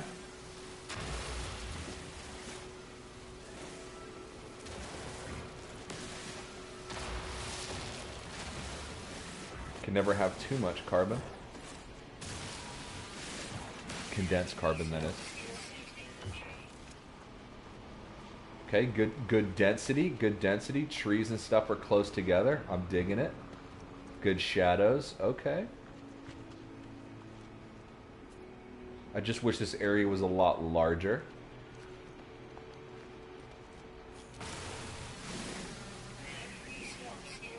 My favorite kind of grass is the grass that's kind of bulbous, where it's like the stem goes up and then it's round at the top. That's my favorite kind of grass in this game, actually. Like by far, like for sure my favorite.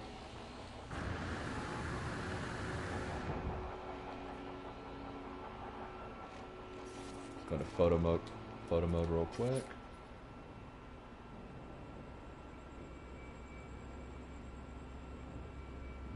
Ooh, purple and gold caps on those plants. I like that. That's very nice looking. Okay.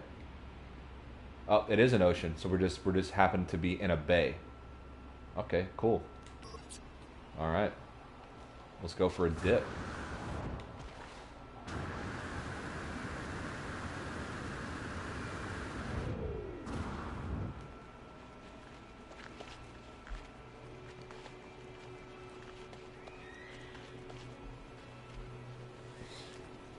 Had to skip part of the chat there. I'm yapping too much, not reading enough. Sorry, guys. Amazing Planet Panda. Thank you, thank you, thank you.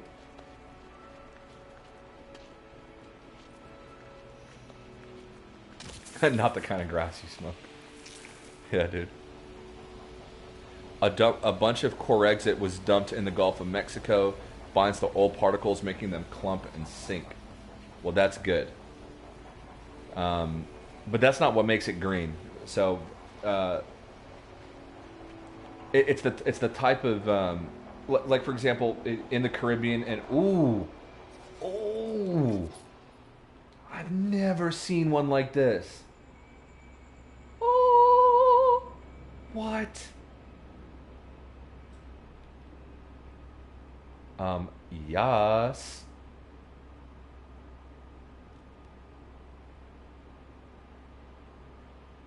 Y'all can't look me in my eyes and tell me you've seen a creature like this. This that new shit. Y'all don't know. Don't lie. This is new.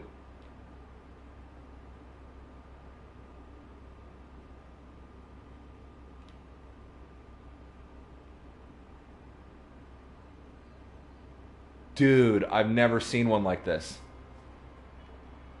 Not once.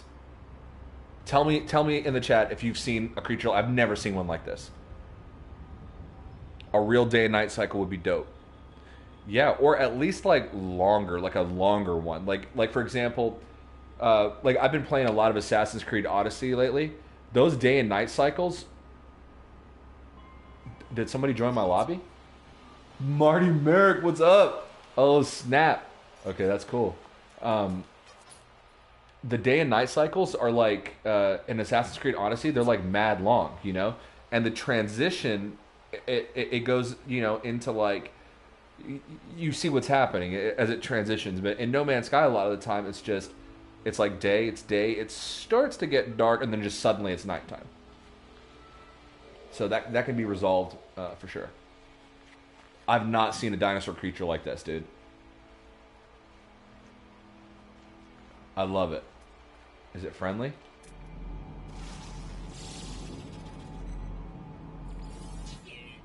Calm. Very nice.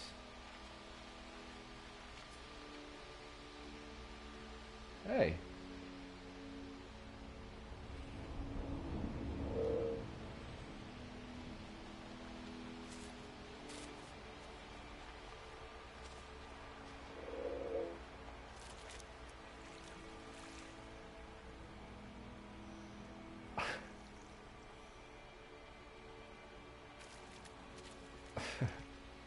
I'm so captivated right now. Like, I can't explain why I like this thing.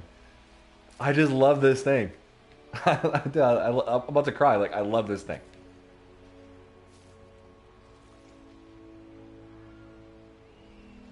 Oh, I love it. Okay, I gotta go. I love that thing, dude. You guys think I'm so weird right now, but I'm telling you, dude, I love that thing. I can't put a finger on it. That's such a cool creature. Can't say I've seen that before. Yes, Stark Wolf, right? Uh-oh, the Englishman has arrived. Yeah, dude, Stark Wolf's here. Or, no, sorry, Marty Merrick. Right, Thunder? Like, it's got like a beak. But it, but it's like... I can't explain it. Evolution suggests that dinosaurs, after the extinction incident, whichever ones survived, eventually became birds. And you can kind of see in that creature what that transition may have looked like, right? Where it's developed a beak and it's smaller in size and stature, and you kind of, I don't know, I might be overthinking it. It's just a cool creature, and I'm definitely digging it. I just got the No Man's Sky disc version, and I can play vanilla on my old PlayStation 4, but won't need to be connected to the internet. Woo! There you go. You can connect to the internet when you're doing it. You just have to turn off automatic updates so that it doesn't update while you play. That way, like if you want to like stream it and shit like that, you can still do that. No, I don't like to give it a name. Well, actually, in the chat, tell me what to call that thing, and I'll go in the menu and I'll name it. Submit a name for the dinosaur creature thing. Dude, we got John Hall in the chat. What is going on, John Hall? Is that a predator?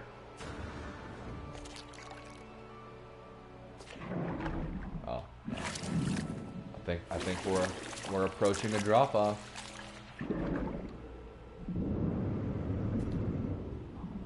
It's gonna get deep, I feel.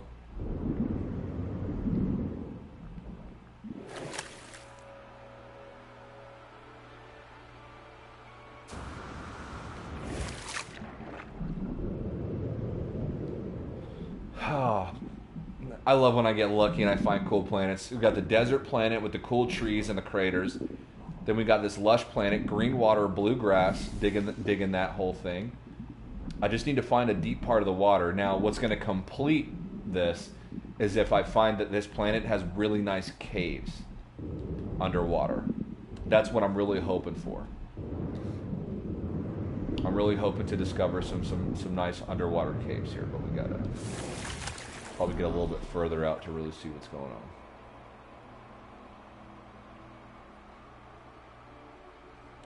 Duck-billed dinosaur. I'm doing good, John Hall. Thank you.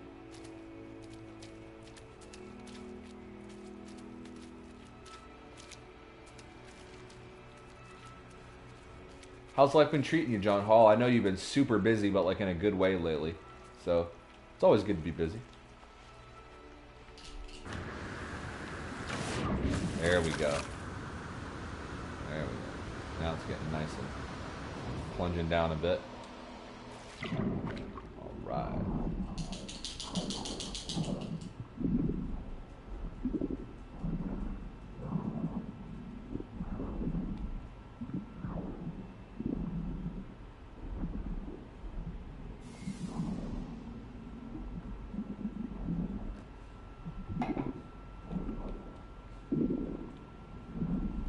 So let's have a look-see.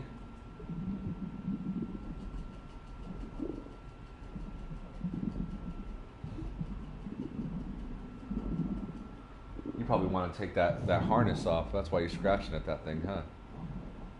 Well, we only take it off at night. And you know that, Bella. Quit crying. Grow up.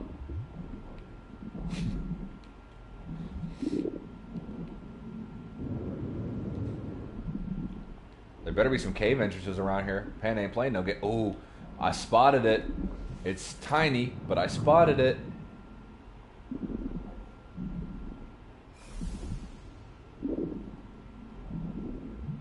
Let's go in there. Where are we? Oh! Yes! Okay. Sorry. Very cool.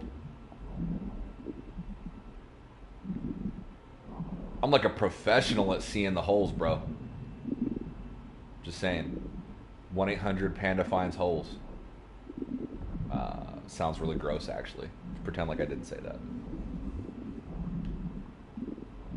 Oh yeah, Panda finds holes. But I am, though. I can spot cave holes like a son of a gun, dude.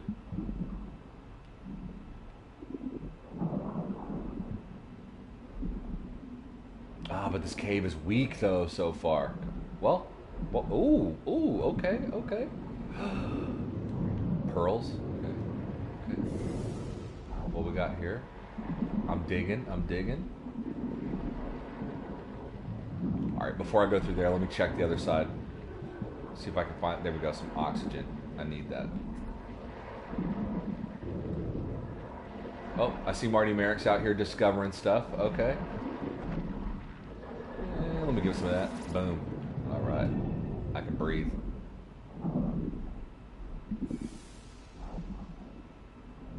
Yes, dude. That one little hole led to all this. This is why I love No Man's Sky. This is what I'm talking about. This is exploration. This is where it's at.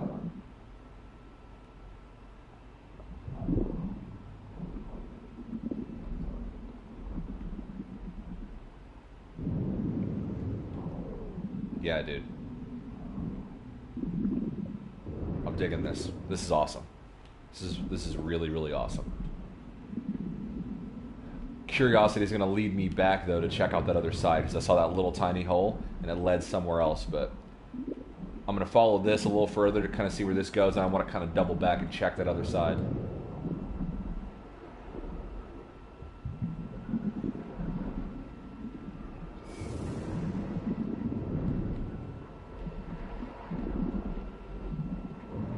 So I think we may have come to a dead end, or this is going to open back up out to the ocean.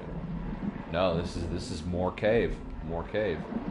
No, but we are coming to a dead end. Yep. So this is finishing up here. Need to throw some oxygen in my hazard protection.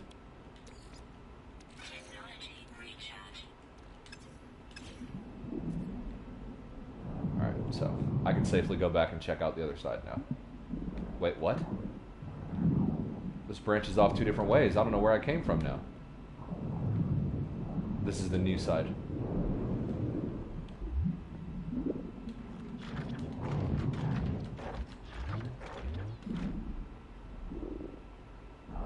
Marty, why'd you leave?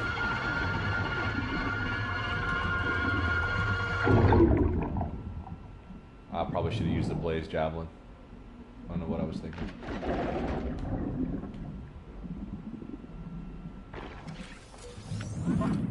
Those things are worth pretty good money, actually. Oh, it would appear as nighttime has reached this side of the planet. Because that sudden shift to blue. Yep. Oh my god.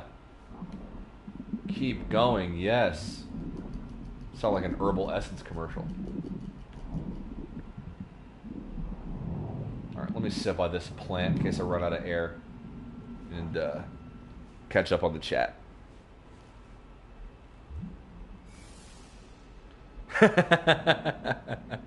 Pro Hole Finder. Astroneer looks fun, and I'm looking forward to that game coming to PlayStation 4. Yeah, dude, it really does look fun. Astroneer looks really, really good. I love the unique style of Astroneer. Right? It's like it has a clear identity. You know what I mean? Like I'm digging how it looks. Still busy in real life, work and personal. Still pretty focused on some UAS stuff when I get a chance to play. Been grinding out new survival save. There you go. That's cool. I've been really, really busy as well, man. My work hours, I used to work like I worked from home, and my schedule was up to me. So a lot of the time, I was able to stream and do content or whatever, just kind of whenever, if I didn't have appointments that day or whatever. But now I'm on an hourly sort of schedule, you know, and so I have certain times that I work, and then I commute pretty far for work. So, and then me and my wife, because my car was stolen, we're sharing one car right now.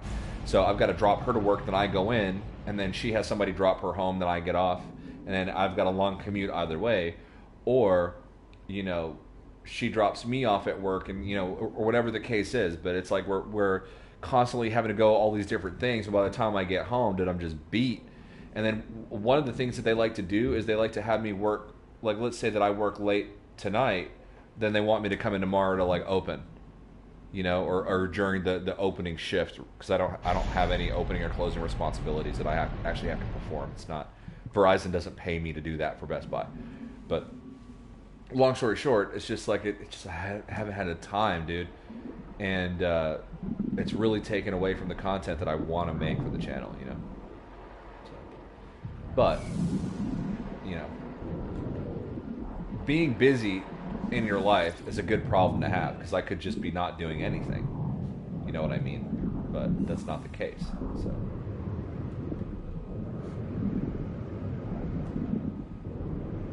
I quite like that I'm busy. It's better than not being busy. Hashtag hidden cave. Yeah, dude. Panda finds the holes. I'm telling you, dude. I just follow my nose. Toucan Sam. Exactly.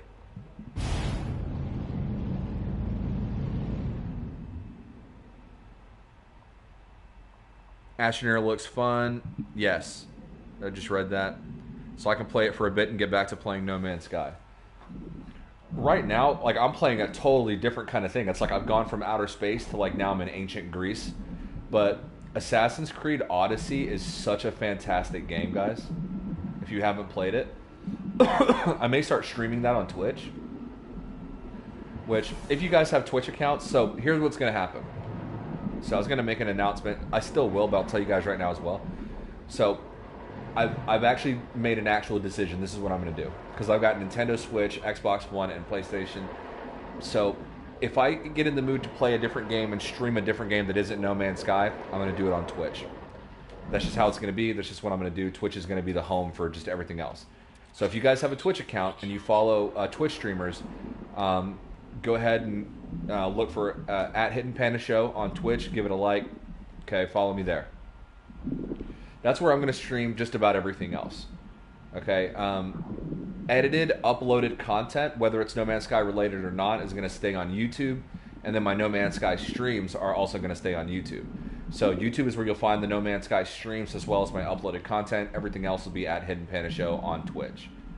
So that's just that way I can kind of there's a really good community on Twitch, and a lot of the subscribers here at Hidden Panda Show came because No Man's Sky is the predominant game that is covered here, and that's what a lot of people are here for. And so I can diversify myself on Twitch without necessarily making too many changes here on YouTube. So follow me at Hidden Panda Show on Twitch. I'm going to be streaming there very, very soon. I've got a couple of streams, but they're old, and they're No Man's Sky streams. I like salary, definitely. I know I miss salary because, yeah, there's those days where you work longer than you planned on and you're only getting paid for 40 hours, but there's a lot more of the days where you didn't work that long at all, but you still got paid for the whole day or the whole week, you know? So there's the two sides of it, right? It can kind of go in your favor either way. Whereas hourly, dude, and you know, it's just an interpersonal thing. There's nothing wrong with my job and other people who have my job or work where I work or whatever. There's dude, your grind is your grind. Whatever you got to do to get out there, make money, take care of yourself, like take care of your family, pay your bills, like you got my respect. Like money doesn't mean shit to me. You know, multimillionaires and people who make, you know, $30,000 a year, they're all the same people to me. They all deserve the same respect, you know, like the money you have doesn't make you any better or any worse of a person in my mind. So whatever your hustle, your grind is, like, get your money. But for me, just from an interpersonal level, like having come from a regional business manager role where I had a lot of responsibility, I covered a lot of territory, I traveled a lot, I worked from home on my schedule, my pace. I was the boss. I had a boss, but I wasn't micromanaged. I worked remote. So I was the boss of my own existence as a remote employee for the company that I worked for, and you know, going from that to making a whole lot less money and punching a clock has just been a big confidence and personality hit on me. That it just kind of took me a while to get over. I'm over it, but I think that anybody that makes that transition is hard on them, you know. And it's kind of my own fault too. I didn't go to college, so I worked at that job for I worked for that company for like 5 years, and I started out as a part-time merchandiser, and it was a big marketing company, and I worked my way up to handling major accounts and made really really good money and had a lot of success at that job and been promoted several times. And but then once that layoff came around and I had to find new work, you know, and I couldn't find anything to get reassigned to within the same organization. I had to go to a different organization because I couldn't just sit there on unemployment forever. And to go from that and to punching a clock and making a whole lot less money is hard. And because I didn't go to college and I don't have a degree and I don't have any specializations, I had to go to a different job where I've got to start at the bottom, and then now I've got this lifestyle where now I have to adjust to the lower income, and I've got to work my way back up again and prove myself because I don't have, other than my resume and my references, I have no college experience. I've got no degrees, no certification, no specializations, and so it's just gift of gab and going off my own laurels, you know. So it's just been tricky, and then with the schedule, it makes creating content for the channel harder and all that stuff too. So everything's just really irregular, you know.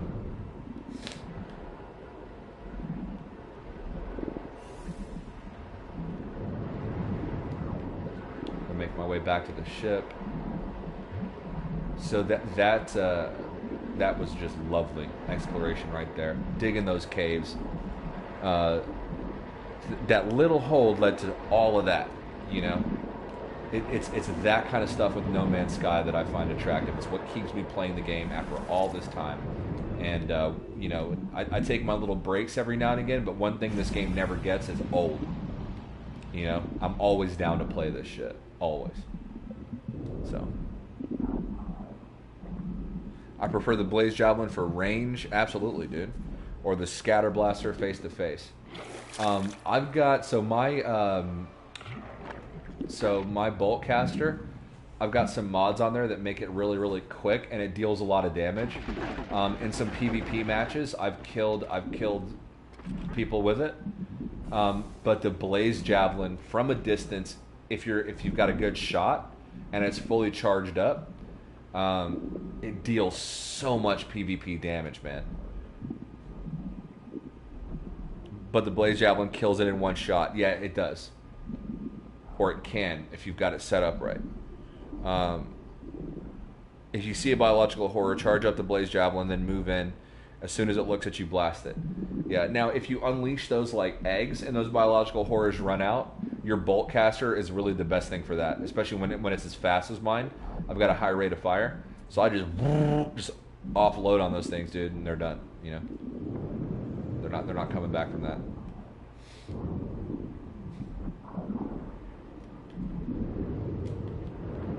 Hopefully this is a surface high enough I can call my ship on. Yeah, it breaches the water, so you should be good here. So I don't have to try to get all the way back to my ship, which is 5 damn minutes away.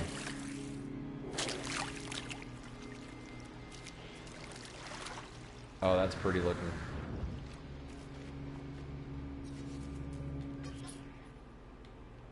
That's pretty look. Yeah, I like that. That's a good shot, I feel like. Let me move more over this way. Just because I need to crop myself out of it somehow. But I want to, well, I guess I can look down more. There we go. Just crop myself out like that.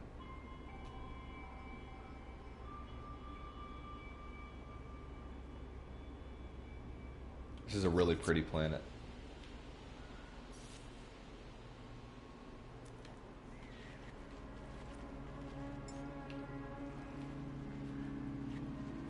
Can it go there?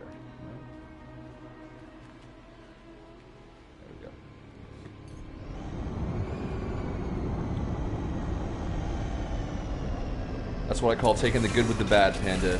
Yep. Yep. I tend to have I tend to be a more like positive person. I'm also extremely motivated because I wasn't the best student in high school. I was actually really bad. Like I used to get in a lot of fights. I got arrested in 10th grade for selling drugs. I had to fail that year. I almost got expelled, but I ended up with a 10-day suspension instead. And I had a lot of community service and all kinds of stuff. I used to get in a lot of fights. I smashed a kid's head in a water fountain one time, like knocked out 4 of his teeth up top. You know, just stuff like that. So it's just like my parents separated when I was young. When I grew up with my mom, we grew up very, very, very poor. So I'm talking, I was very skinny. I didn't have a lot to eat. I was constantly hungry. Hunger and not having a father around will do a lot to a son, you know. And my father more than made up for it. When I got older and into high school, he got the worst part of me, but he later on brought out the best parts of me and really made me a better man.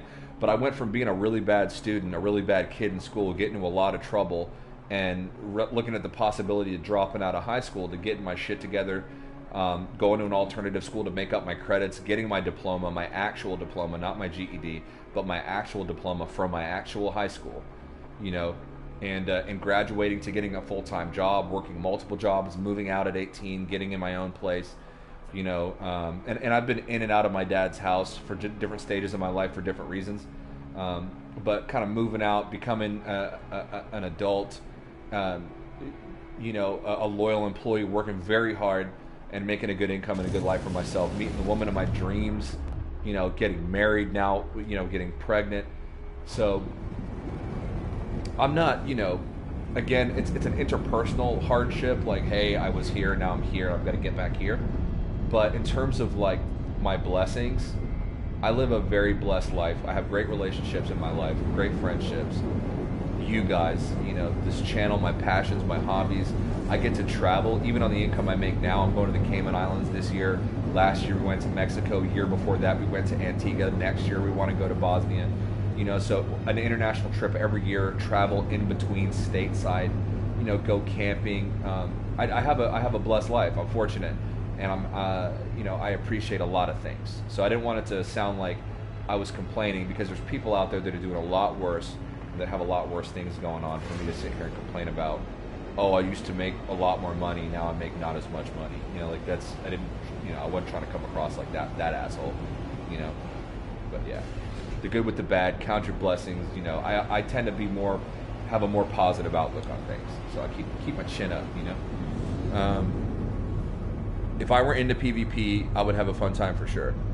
PvP college days can be a racket. Yeah, my sister-in-laws, like, I kind of helped raise them and got them through high school after their dad passed away, like family, and got them through high school, got them off into college. One of them goes to community college. You know, I'm very proud of them, and but yeah, trust me, as a brother-in-law and not being that far away in age to them on like a lot of pop culture things and things in their life that they feel comfortable talking to me about. Yeah, college is wild. I never went, but for me, high school was college. That I did my thing. Those were like my glory days, right? That's where I met all my girls. Rainbow, what? You guys see the rainbow right there, right above my head? You see it? Hell yeah. But that's where, you know, all the girls, all the fun, the parties, all the craziness, all that was in high school. You know, that so I had that. I'm over that, you know. But yeah, college, I've heard from people is crazy, especially if you go to a major university. PvP is really fun, John Hall. Like, I don't know if you saw the last stream I did with the Galactic Combat Battery. Did some PvP matches with Snow Obsidian and No Man's Sky Adventures, aka Captain Steve. And so Rainbow's on the left now. So did a little bit of that. I'm not a big PvP person. I'm not a Call of Duty fucking, like, I don't do that, you know, that's just not my thing. But No Man's Sky PvP is fun because there's no penalty. You know, you do a manual save before you do the PvP. There's a lot of really great bases that have been built, like arenas and stuff like that are just a lot of fun. And you just run around with your friends and you shoot each other. Why else have a maxed out bolt caster or like blaze javelin? what are you defending yourself from, if not from the possibility of other players killing you? Because I'll tell you this, that in-game enemies do not present a challenge. You know, I've taken down 2 walkers at once with just my fucking boltcaster, you know. It's just like, it did have 2 moons. Well, goddamn. Let's go check it out. But PvP in No Man's Sky is fun. I don't subscribe to the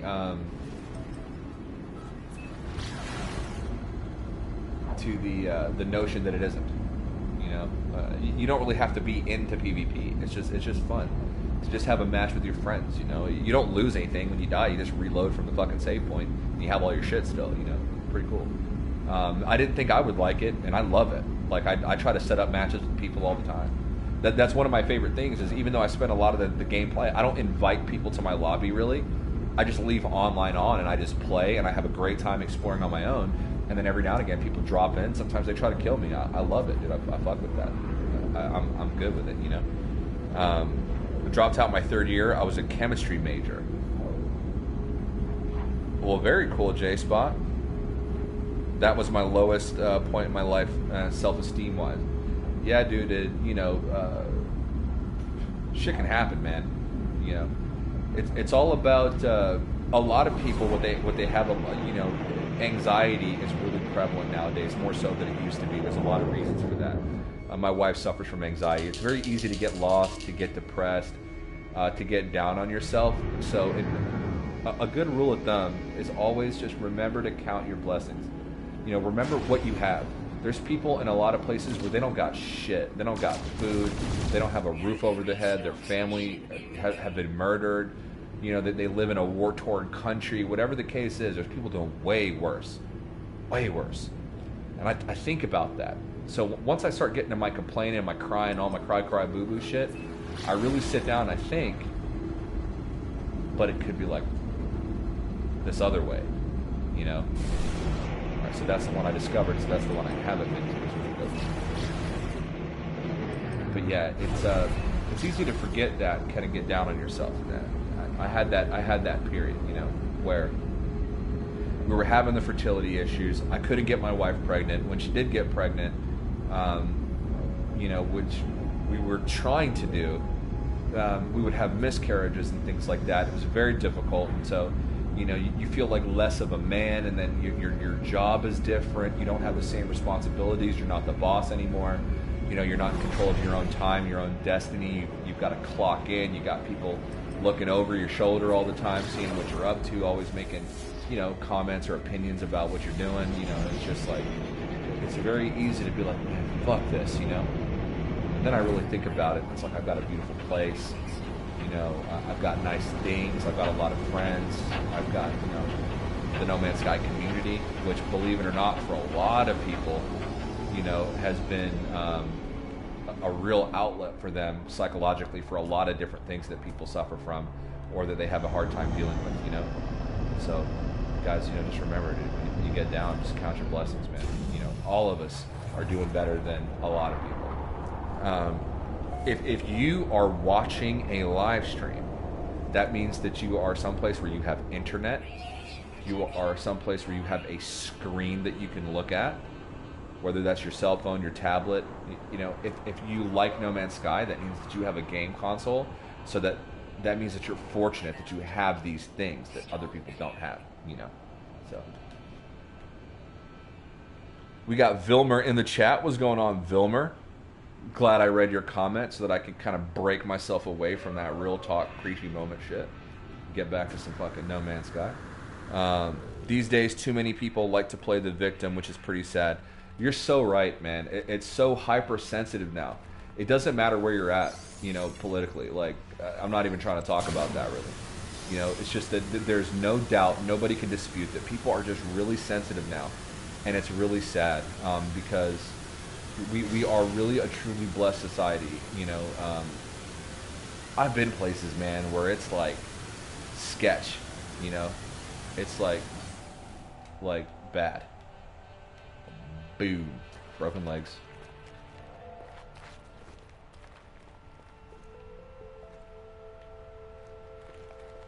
So I happened to land during a storm that had just went away, which is cool. I love these kinds of plants on radioactive planets. I really love this.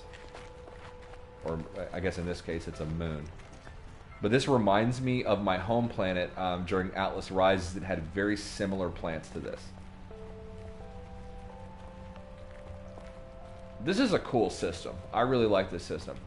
I'm going to go to the galactic map so you guys can see where this is. What do we got? Another one? Oh, that's a typical. I've seen a few like that before.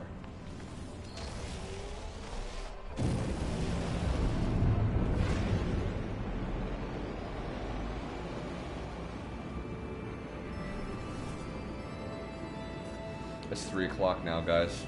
Central Standard Time. Well, almost 4 o'clock. Well, 3:36 to be specific. So what that means is, Pan is now either going to switch to Scotch or Bourbon. So you guys are going to hear some clinkety clink. Okay? Just saying. Alright, let's pull up the galactic map. See where we are. I'm going to leave that up. System name. Fucking hate that glitch. There we go. Nikori Jan. Lilian. I don't know how to pronounce it, but that's where it is. So, that's like at the very top of Astara, which is the FDI Hub region. So for anybody that's in Astara that wants to come check out this planet, it's right at the very top. So there's Pidstain, and it's just right at the very top. You just go straight up from Pidstain, and there it is. So that's the name of it. Screenshot it. Do what you got to do. I'm gonna blue screen you guys for a second. I'm gonna get up. I'll make myself a drink. So you guys are gonna hear it because I'm not gonna turn the mic off. So you're just gonna hear some clinkety clink and some racket. Enjoy the intermission. I shall return. Wait, hold up. We got Archie What's It in the chat. What is going on? Says hey to all in the chat. What is going on, Archie's? Or Archie What's It? Says hello Panda Show. No Man's Sky player from day one. PC user for me. It is an outlet, a place to go. The Euclid, the best galaxy out there. Hello Games. I'm sorry. I'm sorry to tell you. Okay? But your whole going to the center of the galaxy thing didn't really pan out the way that y'all was hoping because nobody left. There's very few people anywhere else besides Euclid. So, congrats. No, I agree with you, Archie. The Euclid galaxy, it's where everybody is, you know. When you're dealing with an entire galaxy of exploration, that you really have to have something that will make me want to pursue going to the center and going into the other galaxies. There's nothing so far that's made me want to do that. There's plenty for me to look at here in the Euclid, and that's where everyone is. That's where I can hang out with everybody. That's where all the cool bases to look at are. The most of the population density of No Man's Sky players is in the Euclid galaxy. And yes, Archie, it is an outlet. This is my chill game. This is, you know, when I want to play something action-packed, you know, I'll play like Assassin's Creed or some other kind of thing. But when I want to chill, this is a game I could veg out to. I don't know if you guys have ever played a game called Skate 3, but before No Man's Sky came out, that was my veg game, right? I could chill in a party chat, talk to my friends on that were playing Call of Duty or Battlefield or whatever, you know, Destiny online, you know, PvP matches, and I would be hanging out with them in the party chat and in the background just ambiently playing Skate 3. No Man's Sky has become that for me. It's my chill game. It's like it's almost like therapy, man. You know, just playing it, just it doesn't require a lot up here to just chill and play No Man's Sky. You know, it's like almost the perfect game, you know. Whether I've had a couple of drinks and I'm chilled out and chilling, you know, playing it, I love it. If I take my vape pen and chief up a bit and I'm mellow as hell, I'm still playing it. If I had a bad day at work, it's where I come calm down. When I'm here at the apartment by myself and my wife's at work because I'm off during the week now. You know, 2 days during the week. So my day's off, she's at work. I'm here all alone. We got one car. She has it, you know. And so it's just my kind of like, it gets me out of everything, man. I love this game. It's my favorite game ever made, ever. This is No Man's Sky. Panda, do you know if Pidstain is all galaxies? No. So whenever you go to a different galaxy, it's done. Nothing matches. It doesn't. You could go to exactly the same coordinates or the same physical space in another galaxy, and it's a totally different place. So hopefully that answers your question. Oh snap! We got LC Kaufman, aka Arsenal, in the chat. Got his PlayStation VR. What? Congrats, Arsenal. Me and you, we're gonna play some VR together, dude. Cause I've been had the VR. I've been on the VR train, dude.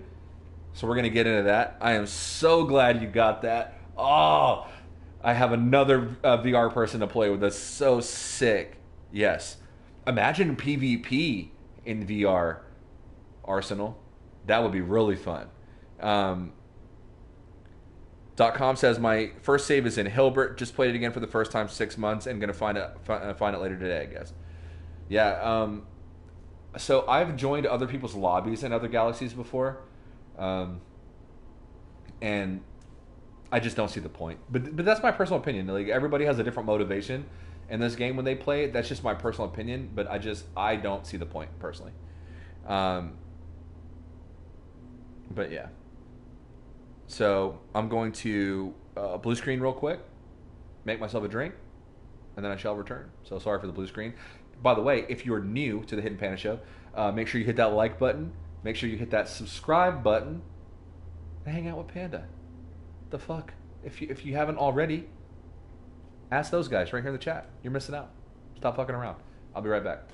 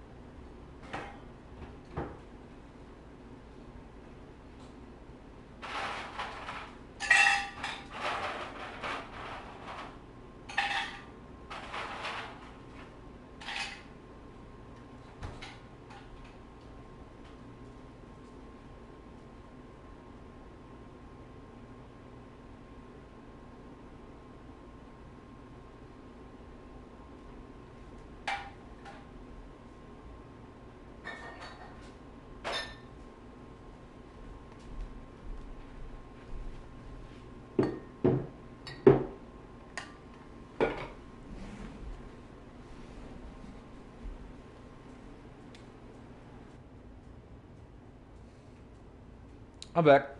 Sorry for all the clinkety clinkety.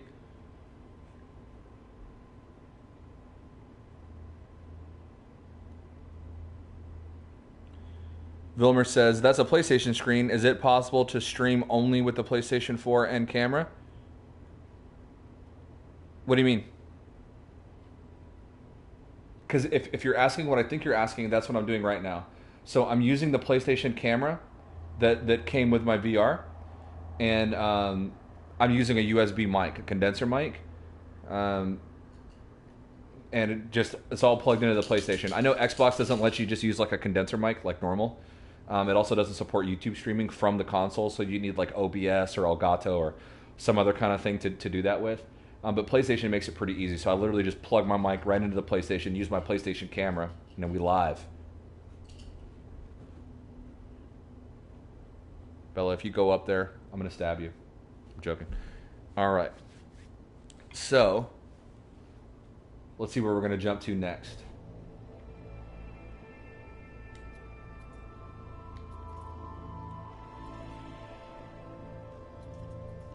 Actually, I'm gonna go back to the space station. I'm gonna go back to Pidstain, because I want to check out Wizard's base. So that's actually what I'm gonna do.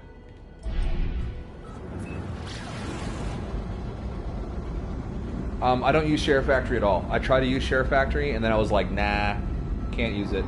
But Share Factory is more for like edited videos. You don't use Share Factory at all for like streaming. The broadcasting stuff that's built into PlayStation works really well, and you can stream to YouTube or Twitch, or I think Dailymotion or something like, or Vimeo or something else that you can stream to. But they make it pretty easy, man. You know, on the PlayStation, like it's really modular. You just plug in whatever the fuck you need, and then you're good. You know, I think you have to use their PlayStation camera. I don't think it lets you plug in like a USB camera or anything like that.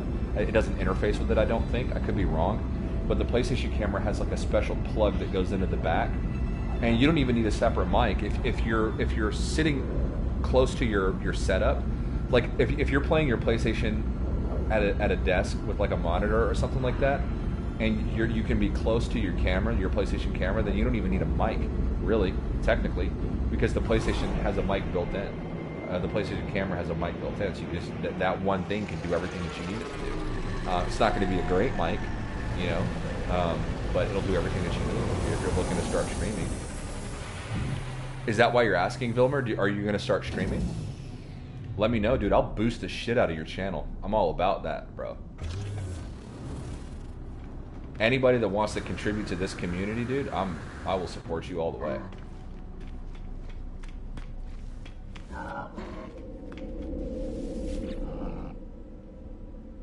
I share directly to Twitter or YouTube from my PlayStation 4, but I don't stream. You can do that too. You can share screenshots and video clips and all that. Exactly. Yeah, John. Yeah, that's cool. Never tried it. Now I wanna. Go for it, dude. I'll be there, bro. I'll be in your chat. I'll share your channel. You know, whatever I can do to help out, man. Let me know. So, guys, I haven't decided what I'm gonna do yet. So I don't know if I'm gonna do the bourbon. It's got some Long Branch bourbon right here, or if I'm gonna do the Glen Grant Scotch. It's 10-year-old too.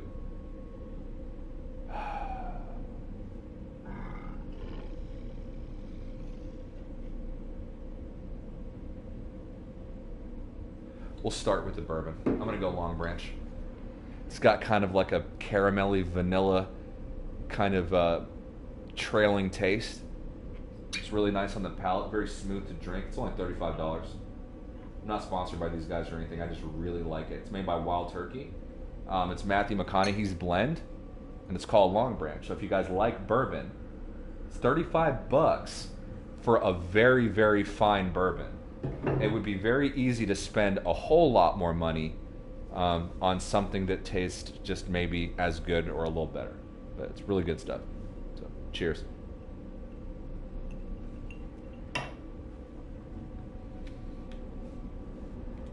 Back to Pidstain we go. No Man's Sky on the rocks. Exactly, dude. Yes.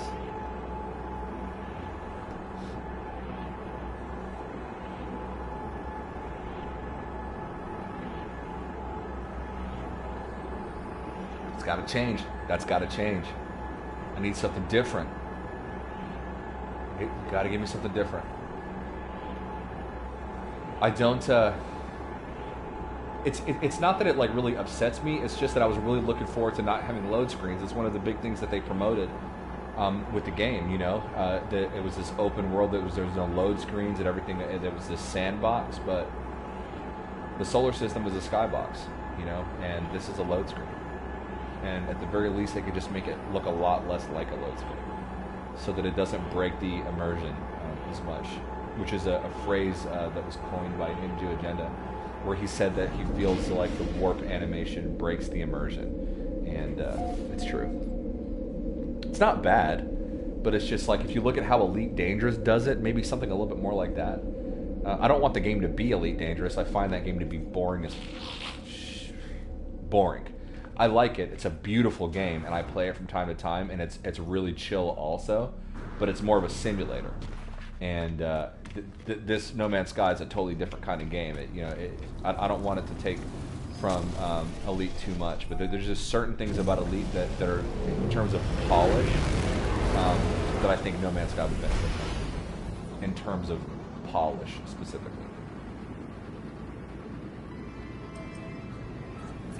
There she blows, guys. Here's our hub planet. She's so beautiful. She's looking so pretty. Anya, you a sexy girl. Although I kind of do miss the red grass, blue oceans that Anya used to have before Abyss, or no, Visions made it. No, was it Abyss? No, it was Visions. Before Visions made it red oceans, yellow grass.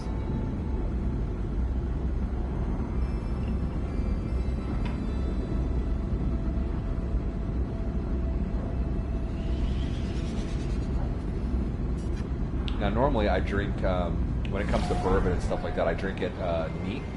But I do find, however, that this particular bourbon, the flavors come out a lot better with on the rocks. So you pick up on the vanilla and stuff like that a little bit better, it seems like, when you drink it on the rocks. But normally speaking, I would drink it neat. Is that my girl? Is that Iglia Omega? No. It is not. This moon can be so hard to find. There she goes. Iglia. There we go. Perfect.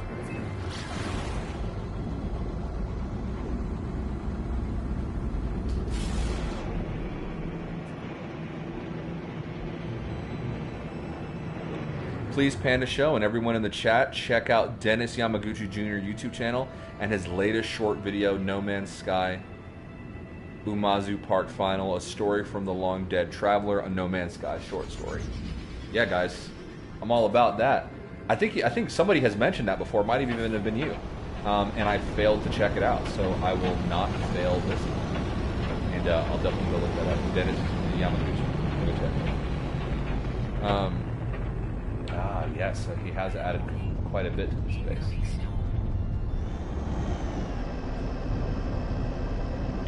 John Hall says, gotta run, peeps. Have a sweet rest of your stream. Thank you for stopping by, dude. If you're already gone and I just got to your comment, I'm sorry, but glad to have you here. John Hall, always a valued member of the No Man's Sky community, been around for a while and supports all of the, what I call the core streaming base for No Man's Sky.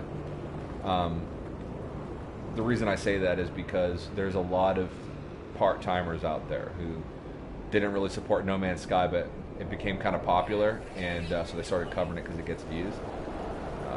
But John Hall is a big supporter of the people who've been here the whole time. Incredible base. Thanks for the look. Aw. Wizard getting some love.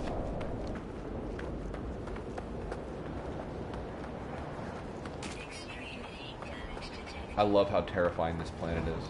It's like the storms are so bad on here, and it's so hard to, when there is a storm, you can't even fly on this planet because you cannot see anything. You might just like end up hitting a mountain.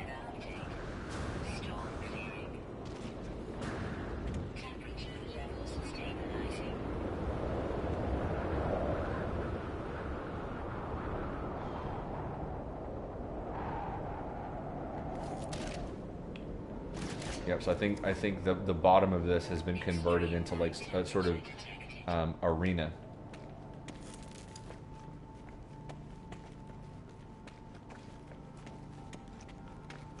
Go underneath this thing.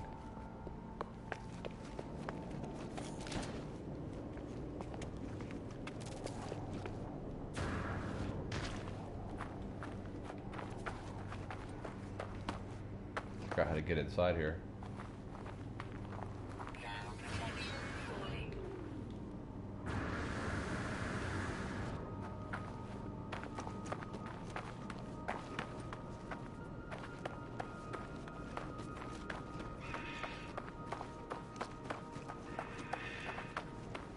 I think it's more like a maze. I think you have to try to find or figure out how to get inside, maybe?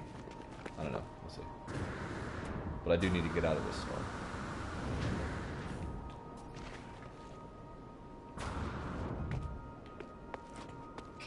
Boom.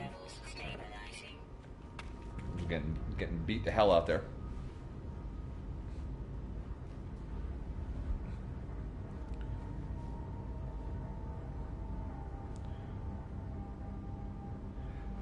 So, sorry about the title of his vid. He did it quickly just to get it up online, and we'll change it soon. All good, man. The whole sim thing of Elite, I just can't get into. It looks great, but I prefer No Man's Sky minute-to-minute gameplay. Yeah, Elite is very boring. Unless you're playing with... Now, one advantage that Elite has that Hello Games really should adopt, if they can pull it off, is multi-crew. In Elite Dangerous, if you have a ship that can hold multiple passengers...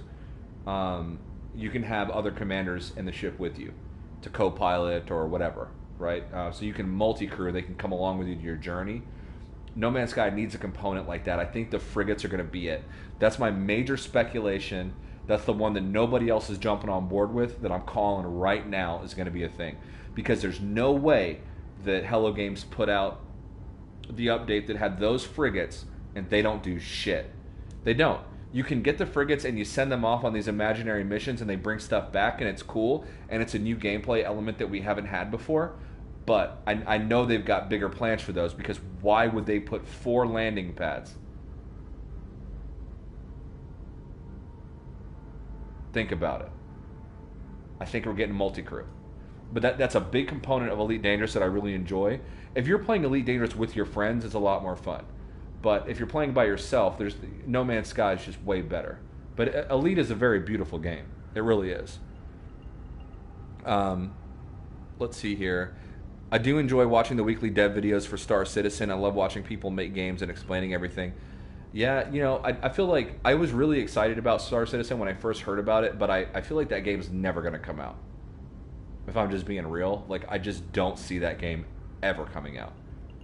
I don't know. I feel like it's just people are throwing a lot of money at it, and it's not come out.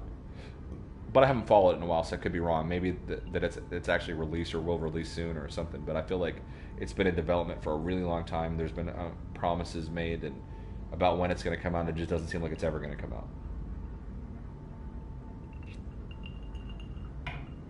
They're on like a really long development cycle, man. So, oh, I forgot. I'm wearing a Hidden Panda Show shirt, by the way, guys. Got to represent, you know, the brand. Let's see here. Good, man. Let's get this short film from Dennis some views and like yeah, dude.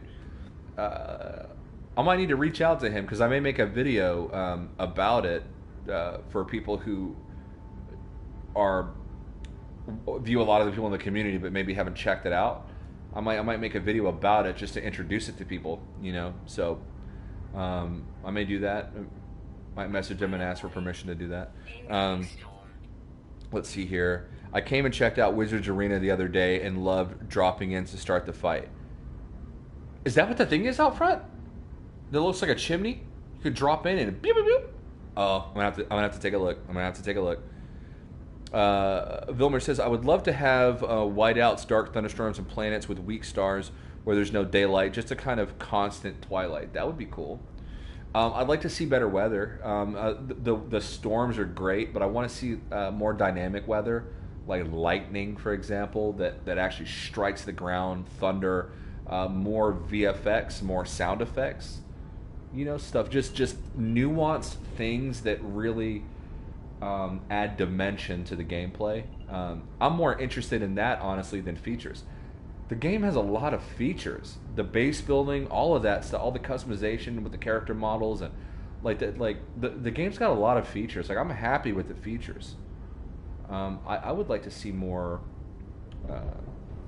dimensions added to the overall composition of the gameplay. Things that kind of add to the immersion, you know, make it a little richer. So, you know.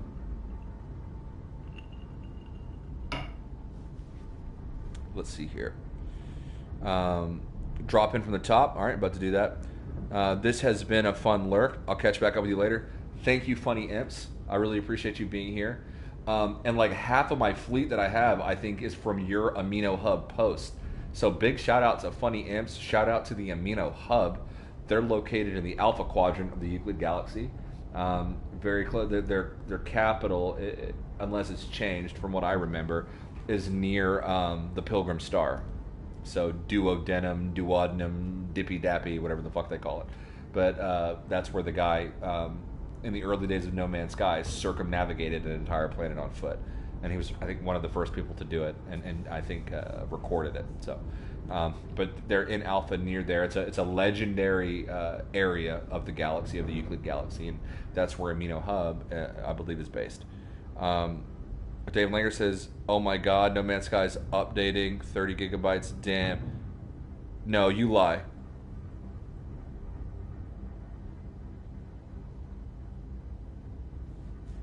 Oh, you're talking about the disc version. There's no update that's out right now, right? Am I tripping? There better not be an update that's out right now.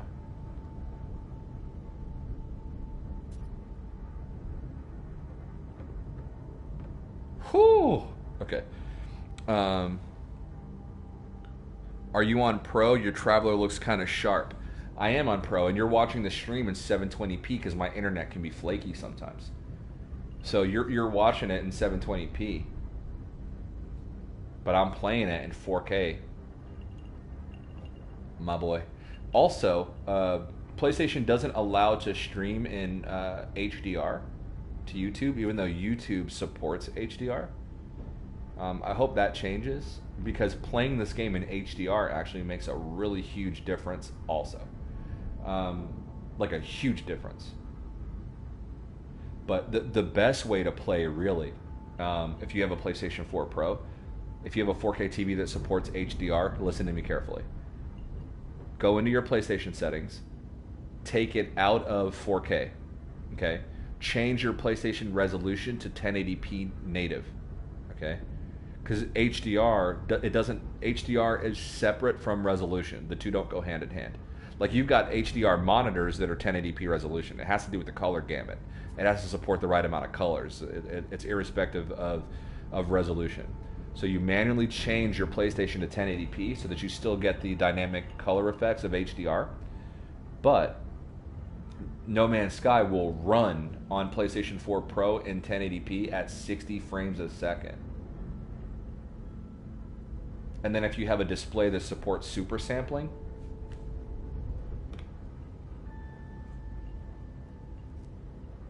that's the best way to play on PlayStation.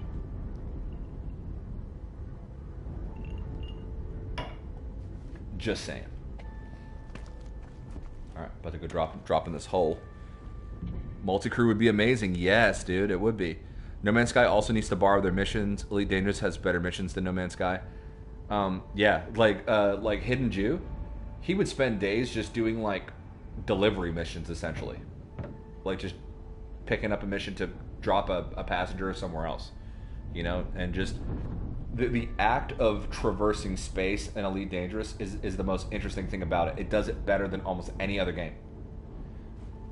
So there's certain aspects, like I said, where No Man's Sky can learn a lot, you know, but overall, Elite's boring as fuck. No one's going to convince me otherwise.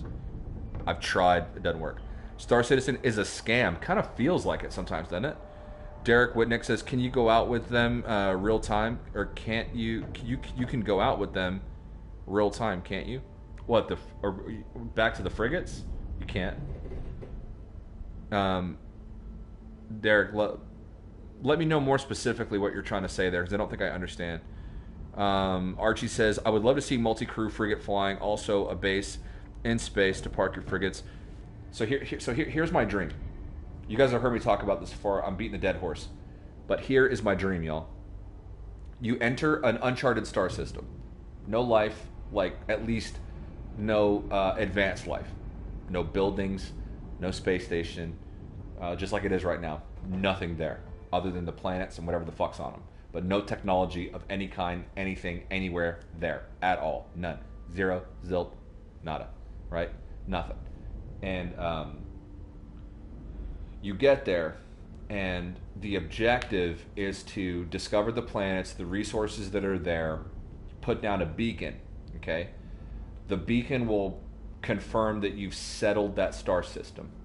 Okay, then you can either build a space station or benefit from a space station arriving and the economy that it creates. So now you've discovered a system that no one else has discovered. Okay, you settled it. Now you put a beacon to make other entities aware that it's there.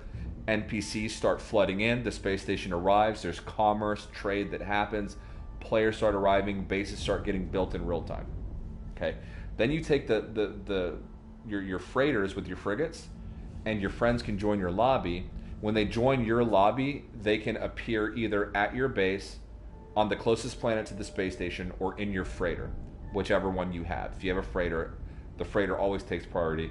They appear at a terminus in your freighter. Okay, you guys can all get in a frigate together and fly around or whatever. So frigate multi-crew, Uncharted systems being expanded upon the gameplay dynamics of Uncharted systems, to where you actually really impact it. Because one of the most annoying things to me when I discover a system is it says, hey, you made first contact, or you discovered this planet or whatever. But I get there and there's already buildings, there's already trade station or trade outpost or whatever, advanced buildings, that shit's already there, but it says I discovered it. Really? So I want the game to really make me feel like I discovered it. I found a unique star system no one else has found, and everything that follows it is because I discovered it. That's what I want. That's my dream for No Man's Sky. That and multi-crew frigates. It would make a big impact, in my opinion. Huge. I was also under the impression that you could follow the fleet out on the mission in real time. No, there was publication that incorrectly had made a statement about that, but you cannot follow them. And if you try to send them off with your friends inside, they just end up back in their ships in the middle of space.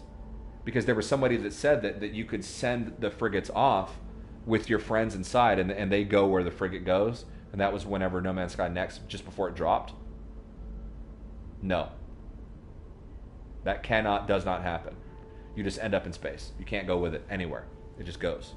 It disappears. Black Flag. Think of it like that, where you had the companion app, and you could send you had your fleet, and you could send your fleet off on missions. Nothing was really happening. It was just the companion app, and it would say that it went here, and then it encountered this, and that you battled this, and you won the battle, so then you would win this. It's that kind of thing. It's not. It's just an extra gameplay feature that's kind of neat, but they've got to expand on that. But no, you can't go with them anywhere, at all.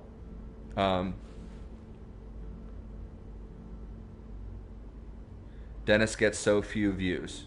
Well, we got to change that. See you, Vilmer. Thank you for stopping by, dude. I really appreciate you being here. We'll talk. Big shout out to Vilmer.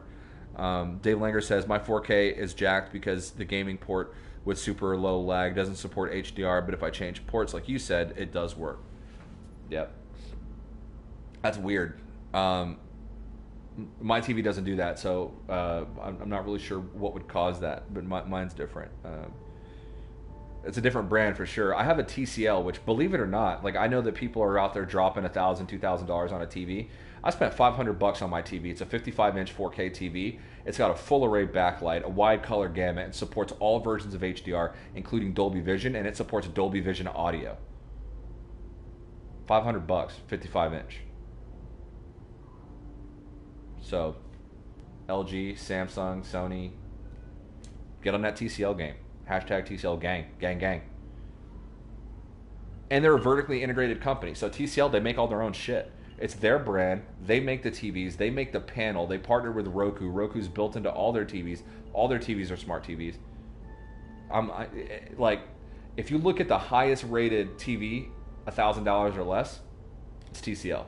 So if your budget for a TV is $1,000, save the money and get a TCL all day. All day. I love my TCL. People come over all the time, talk about how great my TV is. They ask me how much money I spent on it. It was like $515. And that's their 6 series. That's their like most expensive one. Like that's like their highest model is like the 6 series. So TCL TVs are great. And they support their game mode has one of the lowest input lags of any TV out there. It's almost like playing on a monitor.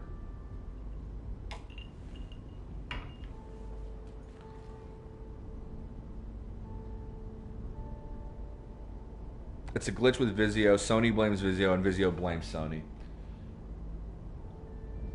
They need to fix it, whatever's going on. Because that's bullshit, Dave. Drop in. Oh, that's how you get in here. Oh, shit. This is awesome. What? Wizard. You are a wizard, dude? That is awesome, dude. Guys, this PvP arena, real talk, this is dope. I don't know if this is in the FDI wiki, but I need to add it. If it's not, I'm gonna add it my damn self. That is really, really, really cool. I should have came here earlier. Great job, Wizard. Wow. He trapped he trapped the weather inside of a structure where you can still have your weapons out.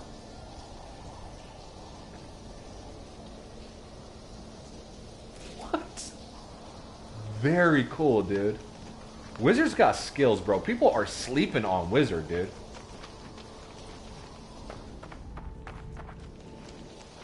That's awesome.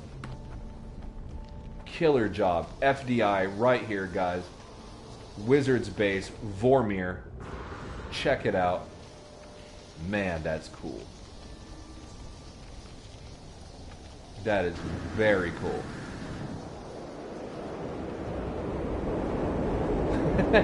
The storm is inside, bro. It's killing me, but I'm indoors. That's awesome. That is very, very cool.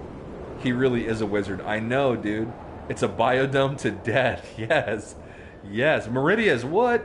I didn't notice you in the chat, dude. Welcome, Meridius. Welcome back. I haven't seen you in a while. Very nice of you to be here. The frigates are so awesome and underused. They really are. There's so much opportunity. But if you think about it, that's Hello Games' MO. Like, they'll put something out and they're kind of like it's almost like they've got to see it.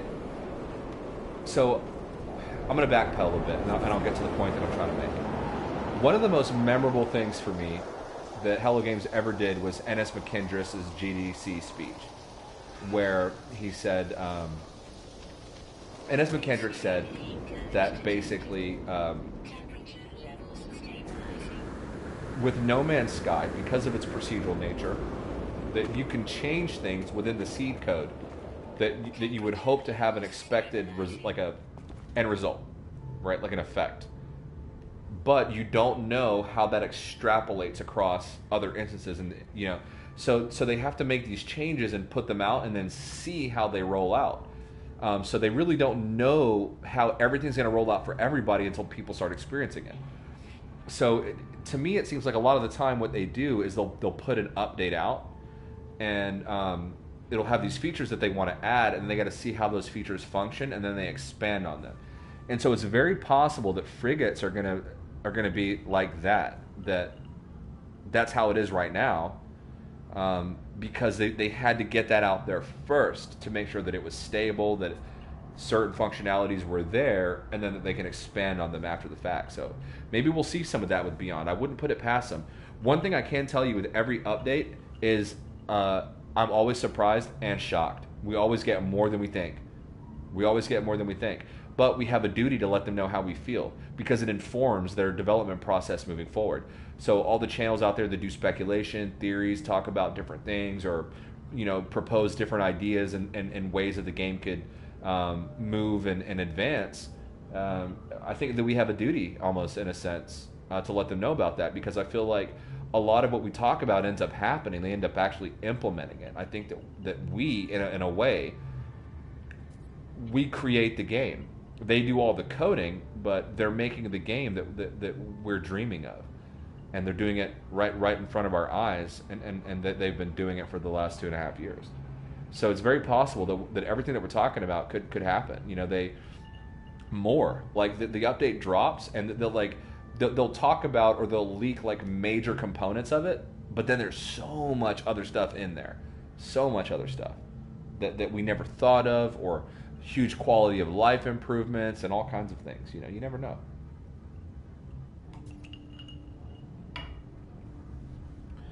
For some reason, when I just took a sip of my drink, I like glanced inside, but then my eyes went like cross-eyed. It was really weird. It was like it like didn't know how to handle an object being that close, and I went like cross-eyed. I thought I was gonna die. I legit like I almost died. You guys almost witnessed me die with cross eyes. I'm joking. Yes, I want to fight in there bad, bro. Are you near your PlayStation? What's up, bro? You want to go? You want to do this? Or what, bro? No, I'm joking. But seriously, Arsenal, are you near your PlayStation? Like, we can make this happen, bro. We can do a live combat sesh right now. What? Game Mode in the chat says, hello, sir. How are you? A big thumbs up from me. Big thumbs up from me, Game Mode. Because I, sir, am a fan. So thank you for stopping by. That was very meaningful. You're a very important member of the community and very well respected. And anytime that you take out of your day to stop by here and say hi to me and the people in this chat is really fantastic. So big shout out to Game Mode. All of you here are subscribed to Game Mode. I know that for a fact. And if you're not, you've made a critical error in your decision-making abilities, because Game Mode is fantastic. Not only is he a true fan of No Man's Sky and a true member of the community, but he's just an overall excellent guy. So, there you have it. And I've supported that channel not only with saying nice things about Game Mode and about sharing anytime that there's a video that I come across, sharing it and all that, but I've been in the chat, I've donated to the channel. Dude, you guys know, I'm real. Panda's real, bro. If you're a real member of the community, you're not one of these part-timers out here covering No Man's Sky because it's hot, you already know. I've gone to your channel. I've shared your shit, and I've gave you my money. You know, like, I love this community with a passion, and Game Mode is a big part of it. So big shout out to Game Mode.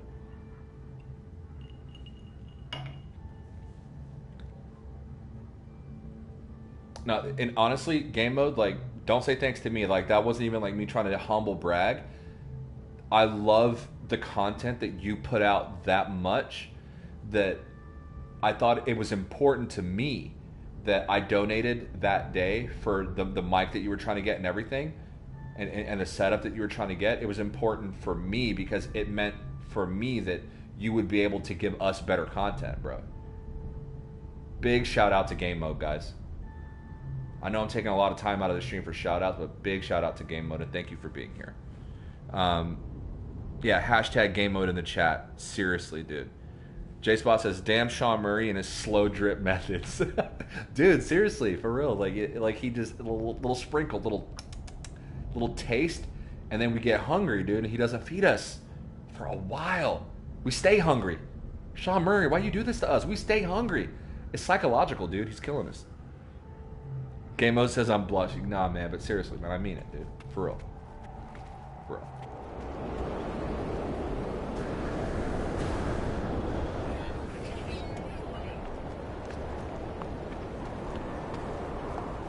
Me and Dave Langer, we have that in common, dude. We feel it, we say it. That's just what it is, you know. That's why me and him are such good friends. We feel it, we say it. Keep it real.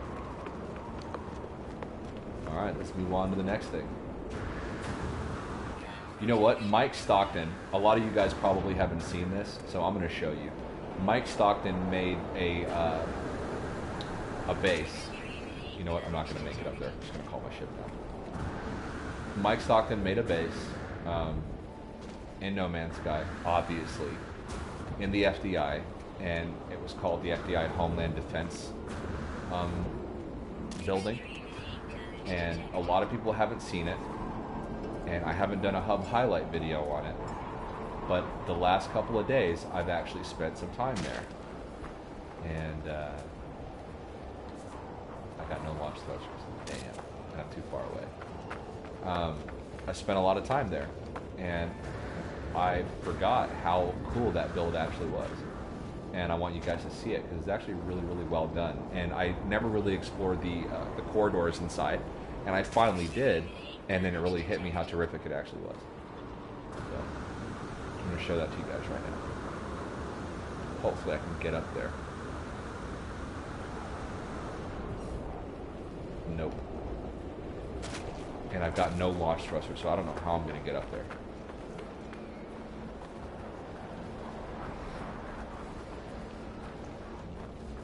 You know what? I'm going to get to the top of that. Oh. This should help.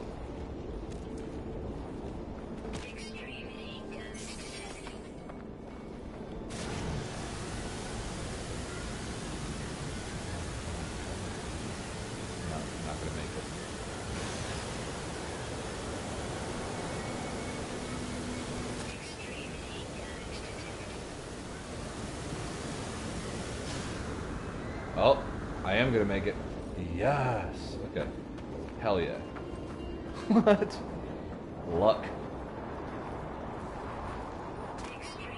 Just came across you late, but just sub because I believe Panda. Good fortunes to you in game mode. Archie, thank you, man. Wow. Thank you, seriously. That hit me. That hit me hard, bro. That's legit. Thank you for your subscription. That means a lot to me, bro. It's you know, this channel could grow not another member, dude, and I would still love streaming and talking to you guys in the chat. And so anytime we can bring new people into this little family, that's awesome. And that's why I don't do promotion. You know, I hope you guys realize that. Like I worked for a marketing firm, you know, the biggest of its kind in America. And I handled Fortune 500 accounts. I know how to market. I know how to search word, you know, do SEO, search engine optimization. I know how to do Google AdWords. I know how to buy this, buy that. So a lot of channels out there buying subs, all that other kind of stuff. I'd rather grow organically. It's about loyalty. We are a family at the Hidden Panda Show. You know, you guys have been here. A lot of you supported the channel from the very beginning and are still here. And then even you guys that are joining now, you guys see it. You know, I recognize every name in the chat. I know if you've been here before or not. I know if I haven't seen you in a while or not. That's what I like. I like that kind of vibe. And if we grow fast, we're not going to have that kind of vibe. So I love that we have this slow moving train because it allows me to get to know all of you and to be able to speak to all of you and speak out to all of you. And this isn't a job for me. So this is just a passion. I really, it's one that I found that I didn't know that I had. I wouldn't have started the channel if it wasn't for Hidden Jew wanting to do it. He wanted to start a YouTube channel but didn't want to do it alone, and so I helped him with it because it was something he wanted to do. I had no intention of doing it, and then here we are, you know, almost 2 years later, and still going, you know, and I love every second of it. So thanks, man. Thank you for subscribing.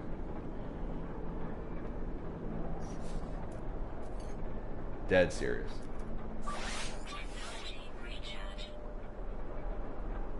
TSS says, oh, you were still live. Cool. Hello. Hello. Got a scoop, Panda, and I'll see you guys later. TakeCare.com. Thank you for stopping by. Thank you for being part of the FDI and holding down the Xbox crew. I'm going to be there with you soon, though. So I got Xbox Live 1 year of Xbox Live Gold, and then now I've just got to buy No Man's Sky for Xbox. So I've just been waiting on a good price for it because I own the digital copy for PlayStation, I own the physical copy for PlayStation, and your boy cash flow is different nowadays. So I just can't justify going out and spending $50 right now. So I'm trying to wait on a used copy to come by, or you know, a friend of mine who might not be playing anymore, or you know, whatever, just so that I can get over there on Xbox and you know, start hanging out with the FDI. Has PC members, Xbox members, and PlayStation members. And all I play on is PlayStation 4, so I can't get out there and spend time with our PC members, and I can't get out there and spend time with our Xbox members, and I'm trying to change that. So .com is a big part of helping to curate and grow our Xbox community, him and the Royal Saturnalian Empire, which is a civ that's aligned with the FDI, so big shout out to those guys. Children of Hello Games and Sean Murray's is the caretaker. You speak from the heart, bro. It's great. Thanks, man. I just, yeah, you know, it's no filter, which can be bad sometimes, but you guys know who I am. So, You know, to me, that's more important. Arsenal says strength, honor, and FDI. Yes, dude. Hail the RSE. Yes, bro. The Royal Saturnalian Empire. If you guys know anybody that's looking for a hub or cool people to play with on Xbox, RSE. To find out more, you got to go to the FDI Amino. Or, shit, go to the Royal Saturnalian Empire Amino. But they like to play on Survival and Permadeath on Xbox, and they're just a bunch of cool dudes. They're a really, really cool community, and I'm glad that I came across them, and I'm glad that they were cool with us, and then we've got a little happy little family over there. So I just need to do more. I need to get on the Xbox side so that I can really show people their community and their builds and just different things like that, so people can see what's going on over there. You know, they're great guys. I hope that people never stop streaming this game. Same, for real. Like, I'm not, dude. As long as people are still playing it, I'll be streaming it. It's a sick game. You know. Who's this? Zep 1976. They're working on something. I don't know what that is. Because I can't fly.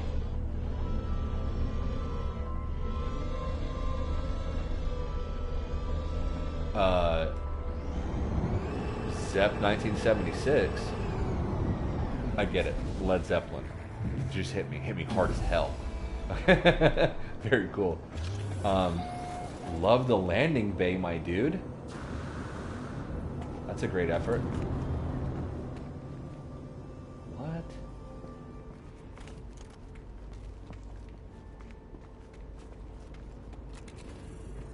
Alright, so there's obviously... Wait, did something load in over there? No, okay.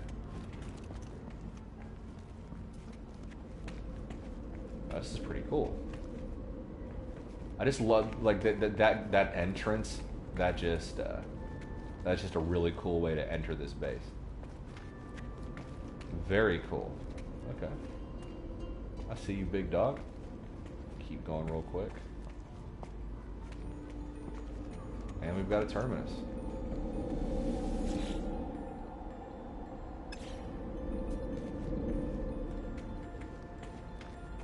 And some exocrafts. Okay.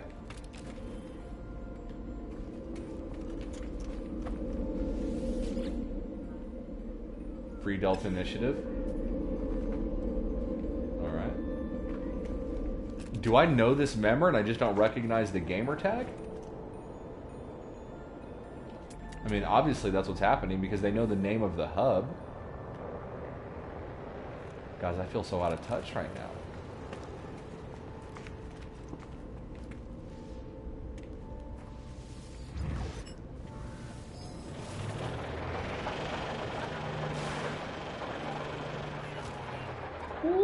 Very cool. Some more interior decorations are definitely needed, but great job. Love that landing entrance. Reminds me, not exactly, but I kind of see the technique. Reminds me a little bit of Dragon's Perch. How John Hall kind of glitched it onto level ground. This is different execution, but I mean, it's just a unique way of putting a landing pad together. It's really cool, man. Great job.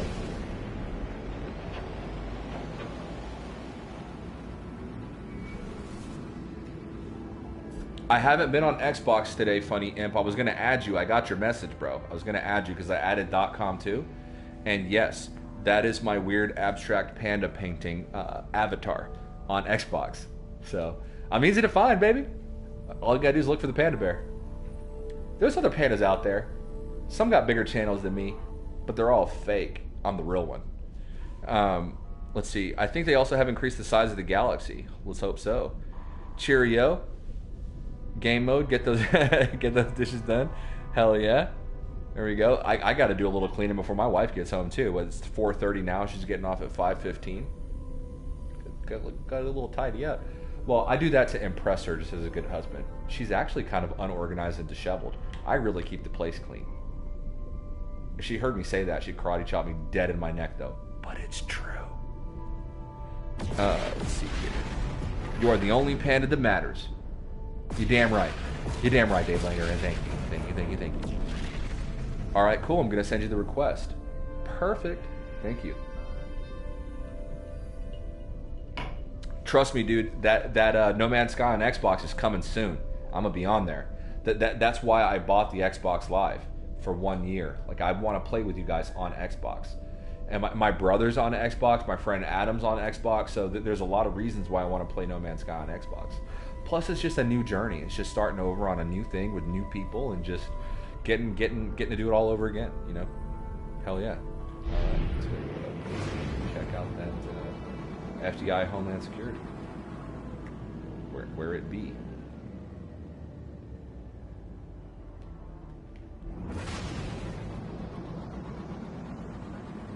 There it is. Look at that. It's right there. Wait till you see this base. I just, the aesthetic of it reminds me of something that you would actually see like in real life. Like I love that. Like people do a lot of abstract builds which are really neat. But I like those builds where they're not really terribly complicated, but they're grounded in a sort of reality where it's like, I could see that. You know, it's like I could see that thing being a real thing. Let's let it load in.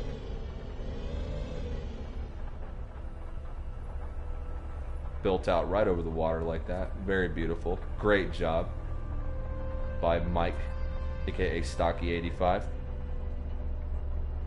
Dave Langer, bro, Death Stranding. What? Yes. I don't know what I'm saying yes to, but yes, my brother.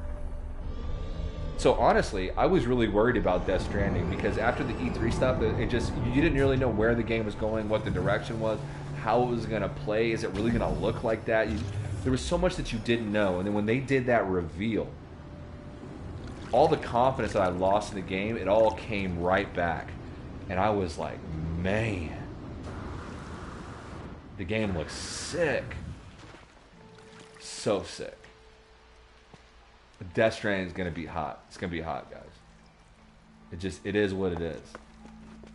That game just looks, and you know, it's Hideo Kojima. You know the story's going to be on point. You know. And going back to this base real quick, I discovered something about this base that I didn't know had existed before. A little treasure that was thrown in there, but wasn't originally, you know, promoted with it essentially. But I am going to make a hub highlight about this video about this base because it's just sick. By the way, if anybody that's watching the stream is also on Xbox, find me on Xbox, Panda Poopy 1, same as my PlayStation. Same as my PlayStation 4 name, PSN or gamer tag, whatever you want to call it. So on Xbox, it's the same thing. Panda Poopy 1. You can find me on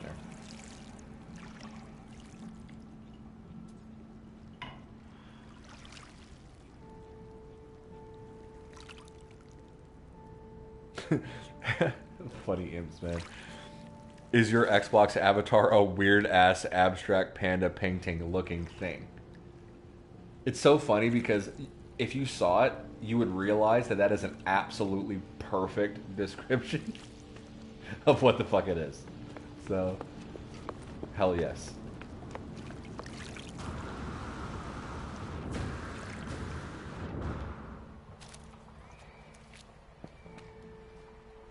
Just gonna let you guys soak that in a bit. I'm gonna leave it right there. This is such a cool building. It's so damn cool. It's so cool. Just soak that in.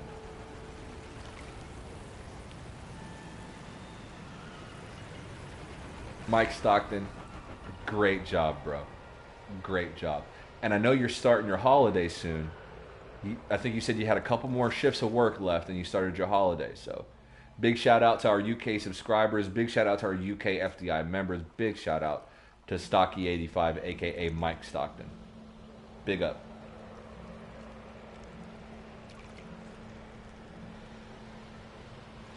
So cool.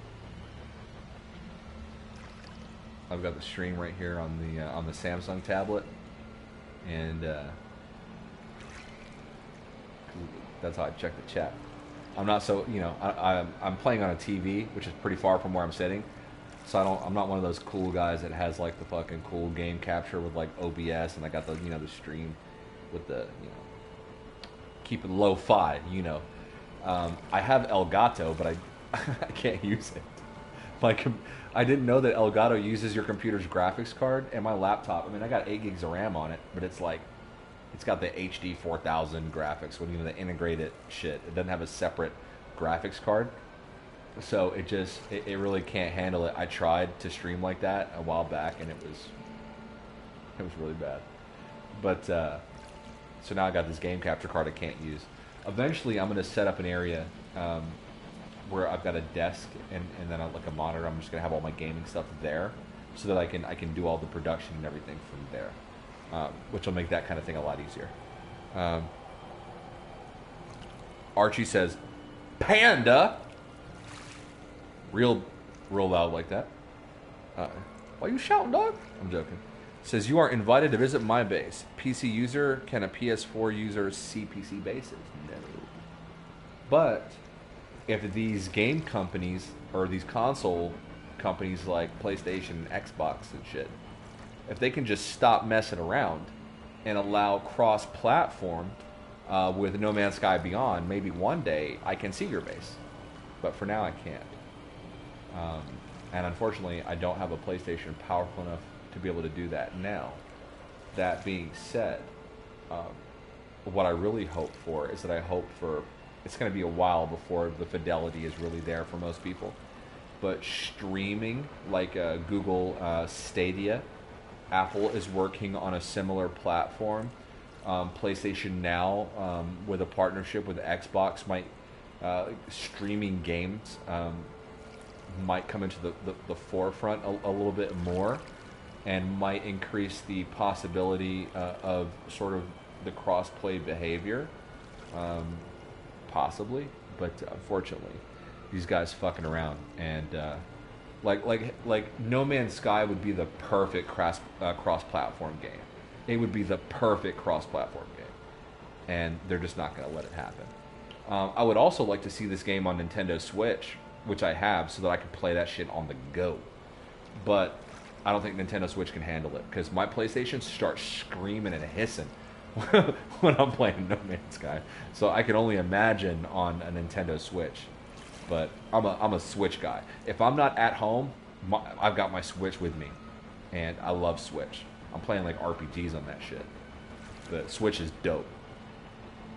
Best, in my opinion, best game console ever made, Nintendo Switch. Because it's just you can take, it's so portable, and I don't know, I just like it. My wife got it for me as a present, and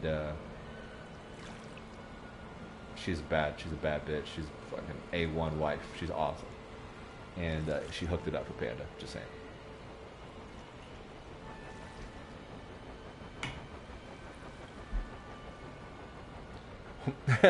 Want to see my bases? Watch my videos. You guys heard it. Go check out Archie. What was it? Witless? Watts-it. Archie Watts-it. Witless. Check it out. Click on there. Go check out his base. I know what I'm gonna do after the stream. Check out that fucking base. So hell yeah. TSS says my base is just a sprawling complex. I do like being in an uncharted system though. Yeah, it's quite nice because you're alone. You feel like you did it. Everything that's there is because you put it there. Did I hit the nail on the head? TSS, I'm pretty sure I did. That's why you like Uncharted systems. That's why I like Uncharted systems. Dave Langer says, you will be able to stream on Xbox on Switch soon, so you can play No Man's Sky on Switch. Wait, you will be able to stream Xbox... Oh! I gotta cut down on the cuss words. I haven't streamed in a while, and my natural instinct to not cuss has disappeared. Okay. Let me make sure I'm hearing this right, Dave Langer. Is what you're telling me that soon on Nintendo Switch I will be able to stream my Xbox game portfolio? Please tell me that's what you're saying, dude. Archie Witless. What's it? Yep, that sounds just about right. Nah, dude, it's I haven't gotten used to saying it. I'll get there. The more you visit, the better I'll get.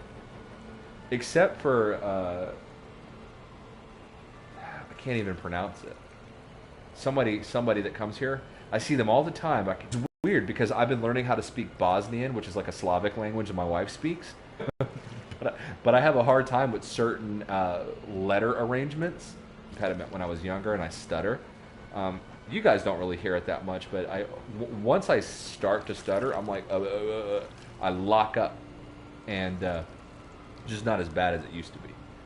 But I can pronounce things in Bosnian where it's like if I try to, but if you take one letter and switch them around, the whole word is defunct. I can't do it. Derek Witness says Switch equals Vita. They both rock.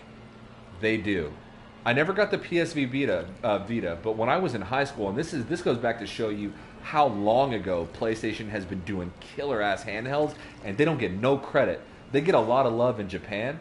Like the PS Vita is still supported in Japan, but here in the U.S., like stateside, they're not rocking with the PS Vita for whatever reason. But the shit is clean. But I was one of the first people in my school to have a PSP, and I bought it with money that I obtained illegally because your boy was bad back in them days. But anyway, long story short, PSP went hard as hell, and the Switch is just a beefed up version of that.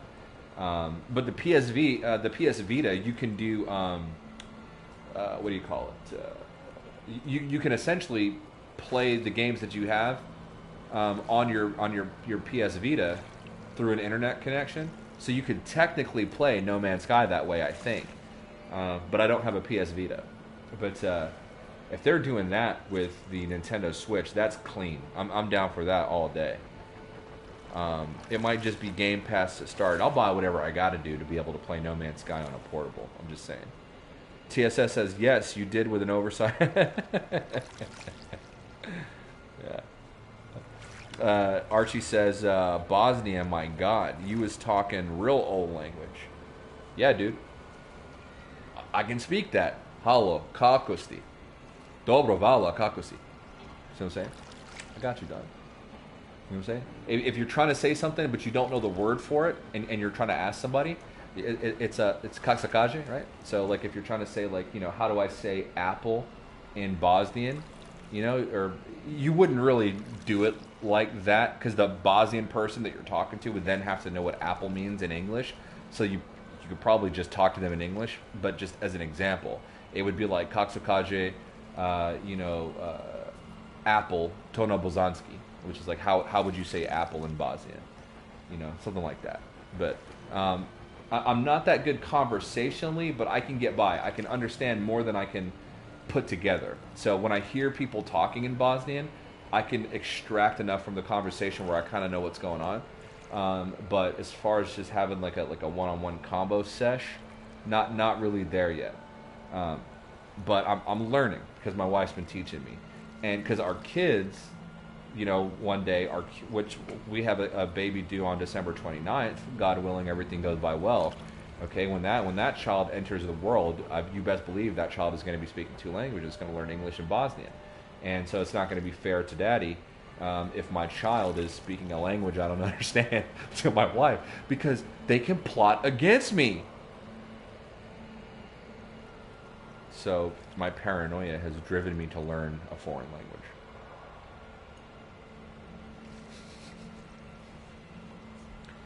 Panda, I'm on if you want a quick round.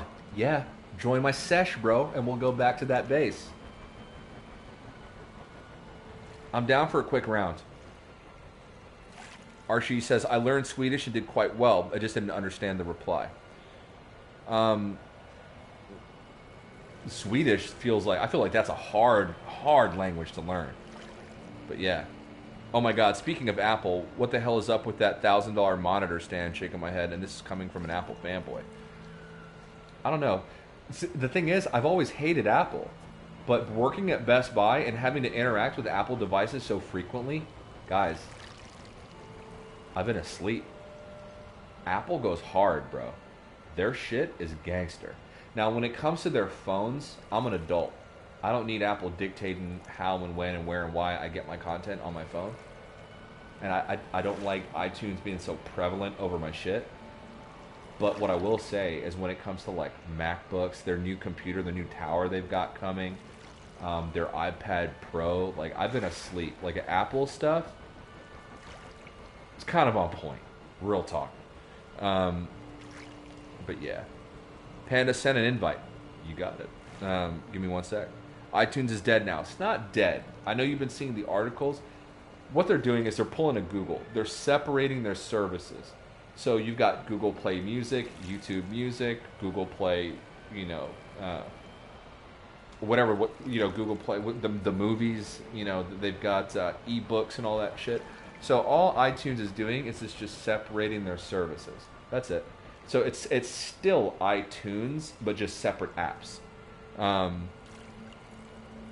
Because one of my friends works for Apple, so it's the messaging is kind of weird.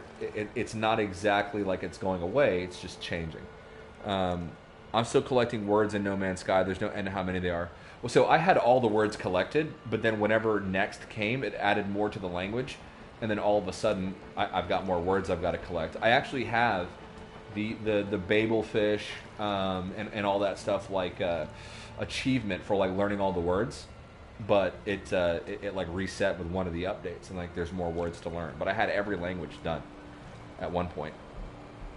Johnny B in the chat says, "What is going on, Johnny B? Welcome back to the Hidden Pass Show. Thank you for stopping by." Did I sound like a professional YouTuber right there? I'm joking. Welcome back, Johnny B. Thank you for stopping by. You're a cool ass dude. Been here for a long time, supporting the channel since way back. So thank you. Our No Man's Sky languages are about 900-ish, which is a lot. Yeah, that is a lot. But compared to actual human languages, very small. Dave Langer says, yeah, it already changed to my iPhone. There you go. So I don't think I'll ever have an iPhone, but I have an iPad, but it's for my wife. But I may get an iPad or something like that just to be able to FaceTime and do like iMessage and just kind of get my feet wet, and then maybe that leads to me having an iPhone. But I have a Google Pixel 3 XL, and Pixel goes hard in the paint. I'm just saying. Never heard of laptops work for as long and as well as my MacBooks. That's very true. They're computers. It's a different methodology. Like when you're using it, it's very different than Windows. But my friends that are big Windows supporters, they're getting new computers like every year and a half, 2 years. But I have friends that are using MacBooks that are 5-6 years old. It's a different thing. Like whatever it is that I don't know if it's a difference between Linux and Unix, and if it's a software thing or what. I don't know what it is that makes them last so long. But it's just, I've gone from being an Apple hater to like really respecting what they bring to the table. I mean, there's a reason why they're so premium and why so many people like their stuff. Be right back. Got to go to the fridge. Get you beer. But yeah, just came from Mary Lizzie's stream. I need to subscribe to that channel because every time I'm in Sword, I always hear about and Sword stream. I always hear about it, but like I've never gone and like subscribed. I need to go check that channel out because I love subscribing and supporting this community like to the max, to the fullest, and I just really haven't put any time and attention into that particular channel.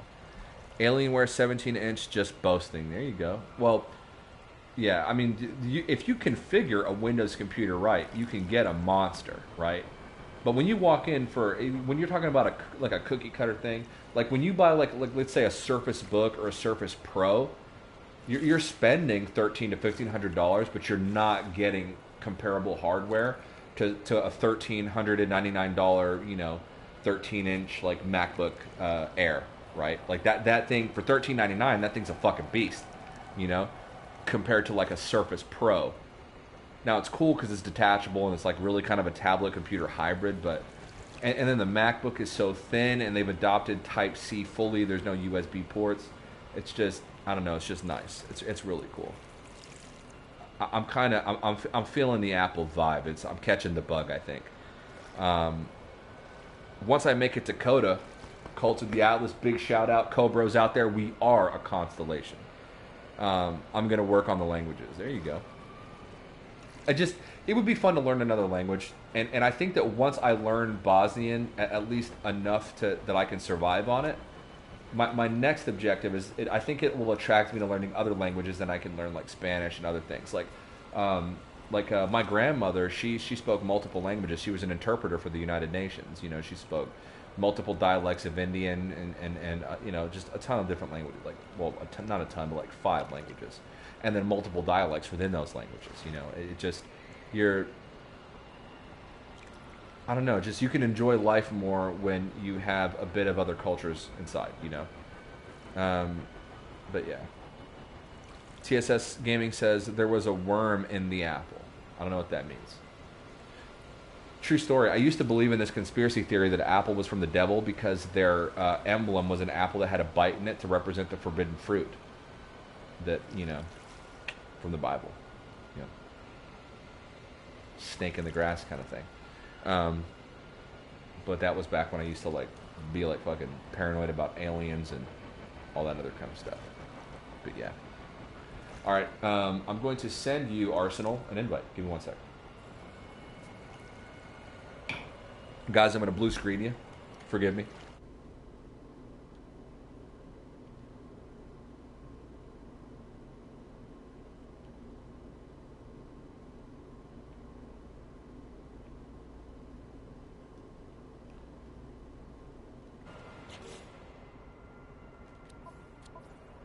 I'm not going to be able to bring you into a party chat, Arsenal, but that doesn't mean that we can't play together, so.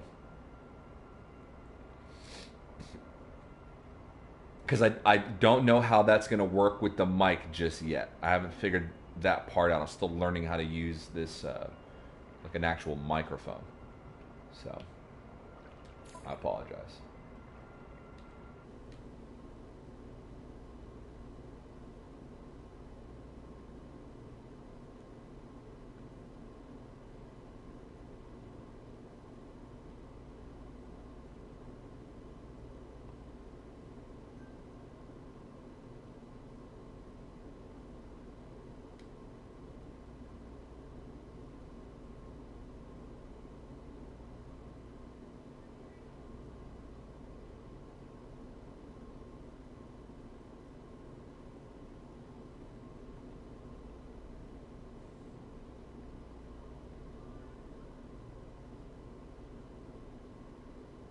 Come on. Where is your name?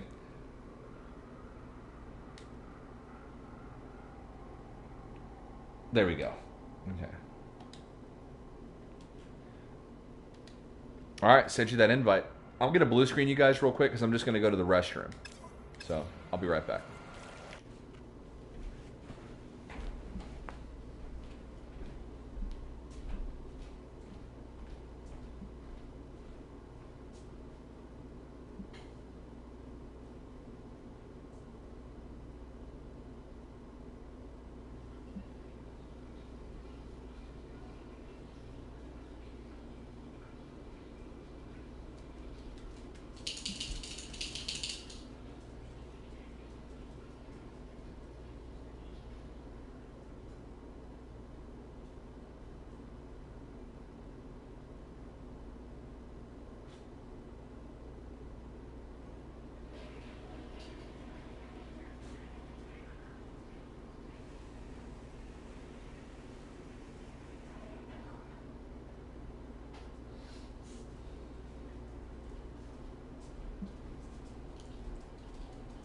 Charlie, move, buddy.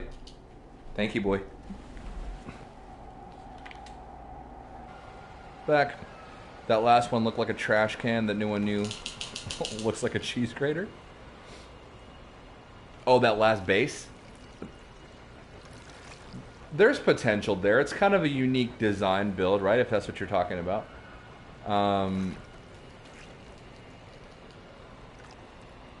My daughter asked a 13-year-old kid if he was going to take Spanish at school. He said, I already know Spanish. They live in Chandler, Arizona. Yeah, well, if you live along the southern border of the United States or the western border, chances are you know some Spanish because there's just Mexican people everywhere. Like, you know, like I could sort of say things in Spanish. Why did Arsenal leave the game? Said that he entered the game and left the game. What was that about?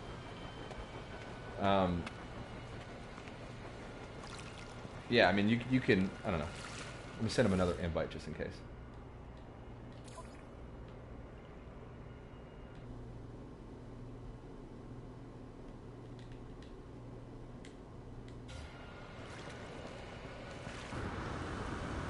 Oh, froze up. Gotcha. Well, I sent you another invite just in case.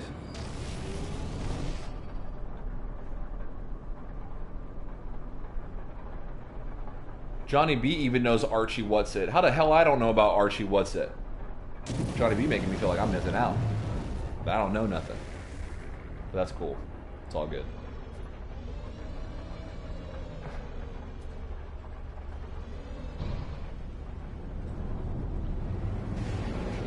Just communicate with me in the chat, Arsenal. What I'll do is whenever I go to, is that Alien Omega? Perfect. I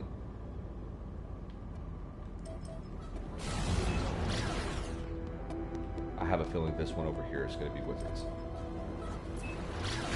Whenever we go to kick off the battle, I'll put a like a firework down or something like that, or I'll do something where you'll know or whatever. We'll just go for it and get some shit. I've got to figure out how to get somebody in a party chat. So my microphone actually has, so what I noticed, I think I need to play around with the gain settings. So what I noticed, so on the microphone, there's a 3.5 millimeter headphone jack in the back for listening to playback. But it also will work for party chat. But there's a hiss when I plug it in. Because I think that my headphone jack cable is really not all that great. Or something. So there's just a bit of a hiss.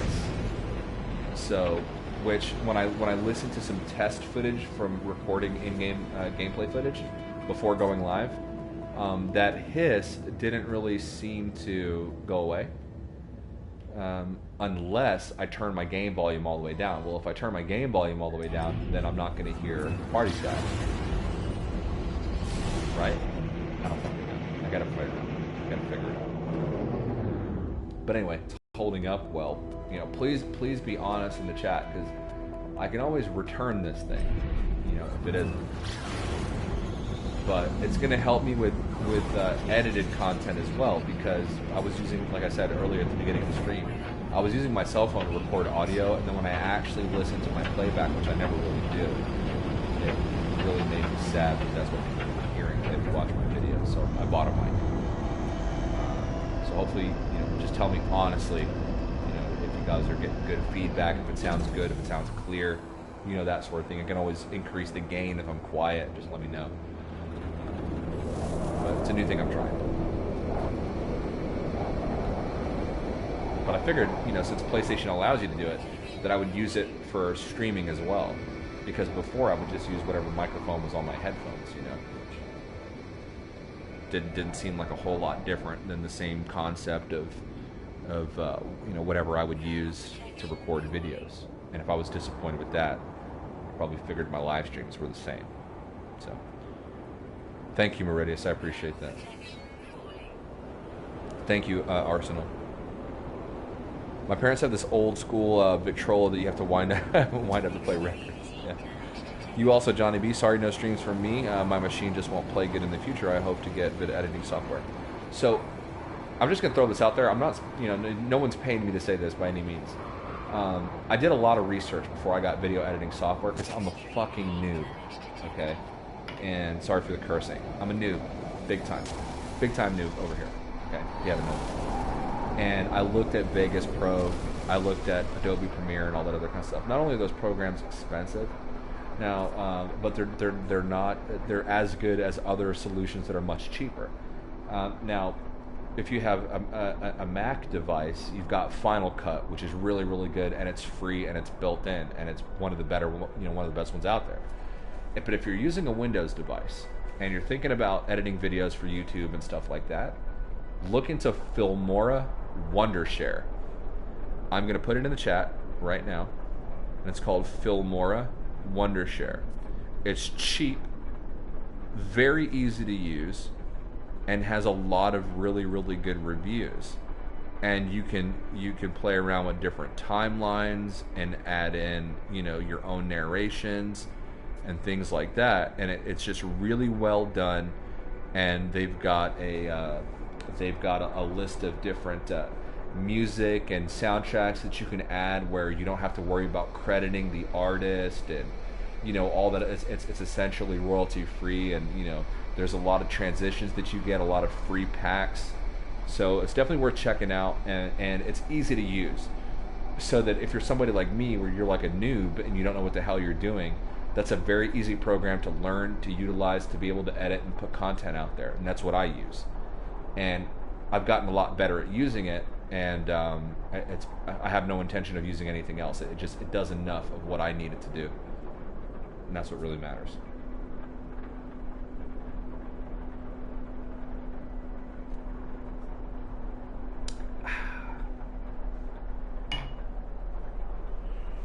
Now, I'm sad to say, after this match, I do have to go.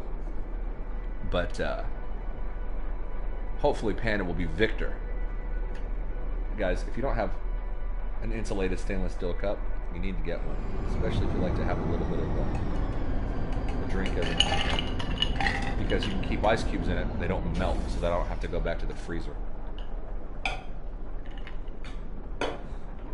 So, everything I need is in that cup, ice-wise, and it doesn't melt. That's been sitting in that cup for probably an hour, and I've still got proper ice cubes. So, actually, I might need one more ice cube. No, we're good. I don't want to water it down too much. There you go.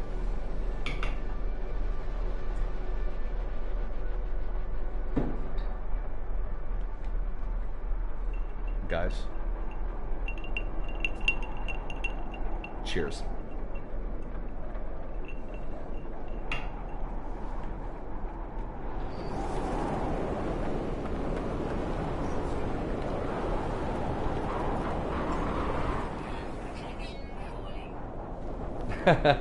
With the thumbs up. All right, let's head down.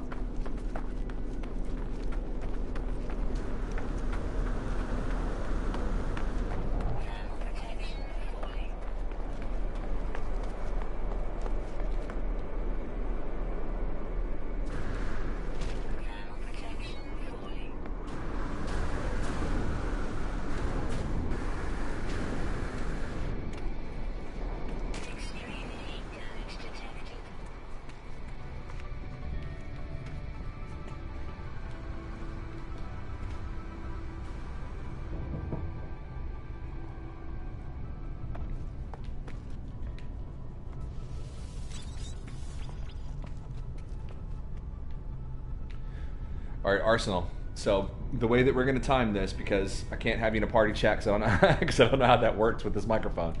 What I'm going to do is you're going to see me run off and jump into that hole. And when I do that, that means I'm ready. Okay? And you can come whenever you come. That sounded gross. You can join whenever you join. That's what I used, says TSS. Great entry program. It really is. And you can do the chroma key, so like you can put like a green screen, and like you can do all the same stuff that you do on the other programs, and it's very powerful. It might not be as powerful as Adobe Premiere or have as many customizations as Adobe Premiere or Vegas Pro, but it's very powerful, and for most things, it's more than enough. And you can buy a year subscription of it for like $40 or a lifetime for $100. And when you compare that to like $400 or $500 for some versions of Vegas Pro and Adobe Premiere out there, it's a steal, and it's very, very good, very good. Break for adverts. No, I really recommend it. It's just I personally use it and I can vouch for it. Like I recommend it for beginners. It's just really great. I'm trying to use Adobe now. Yeah, you get a lot more, I guess, customizations. There's very like minor, not minor, but you can adjust a lot more things in a much deeper way, whereas Filmora has a lot of different presets and things to make that process easier. But Adobe Premiere is definitely for like the professional out there. That and like Final Cut if you've got a Mac device. Check out my GPS segment if you want a visual. Sorry, just trying to provide visual, not promoting here. Sorry, Panda. You're fine, bro. So I know who's real and not real. If you're just now joining the channel and I've never heard of you before, you've never been here before, and you start talking about your shit in my chat, there's going to be a problem. But if you're a member of the community and I've heard of you, I know about you, or you've been following this channel for a while, you could talk about your channel. You know, I don't have thunder for you to steal. It's not like I don't care about that. You know, blast your channel, dude. Throw links in the description box. I don't care. You know. I do this for the community, not for me. You got a visitor. Yep. We've got Kaufman says crashed when I saved. That sucks. I'll send you another invite. Yeah, multiplayer lobbies, Arsenal, can be really tough, man. Let me send you another invite. I really hope they fix that with this next update, because it's bad. It looks like you're already in my lobby, but I'll send another just in case. Sorry for the blue screen, guys.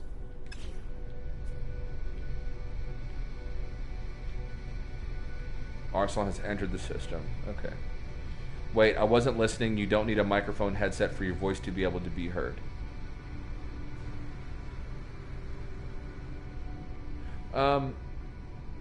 So with the party chat, so right now, the mic is like doing everything. If I plug headphones in, I still think I can get party chat feedback, but for some reason, when I plug in headphones, I get a really bad. You can hear it like a hee, like in there, and when I record video and play it back, you can also hear it, and it only happens when I plug something into the headphone jack. So I just need to figure out what's causing that. I'm liking the TCL soundbars. I didn't even know that TCL made soundbars, so I need to check that out. All right, so here we go, guys. I had two great plugs, TCL TV and Fillmore Wondershare. Word. All right, so Arsenal, when I jump into the hole, we're good to go. Okay?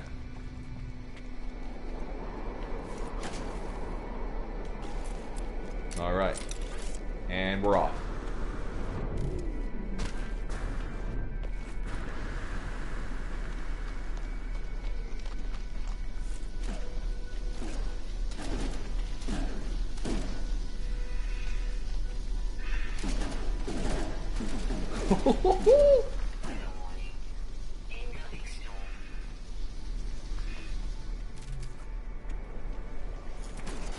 Oh!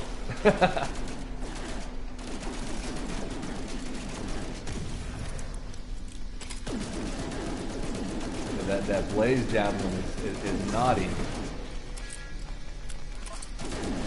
That thing deals a ton of damage. I gotta switch to the blaze. I got to.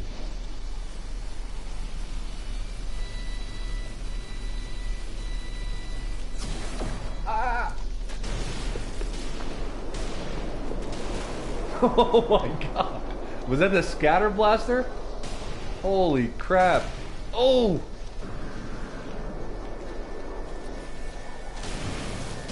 Got him. Got him. Oh! He's gonna shoot me in the air. I know Arsenal.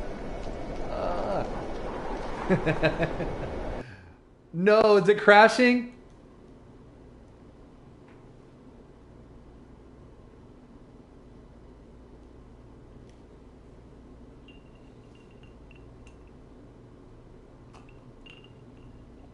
It crashed, guys. I think I'm gonna lose you. We're going down.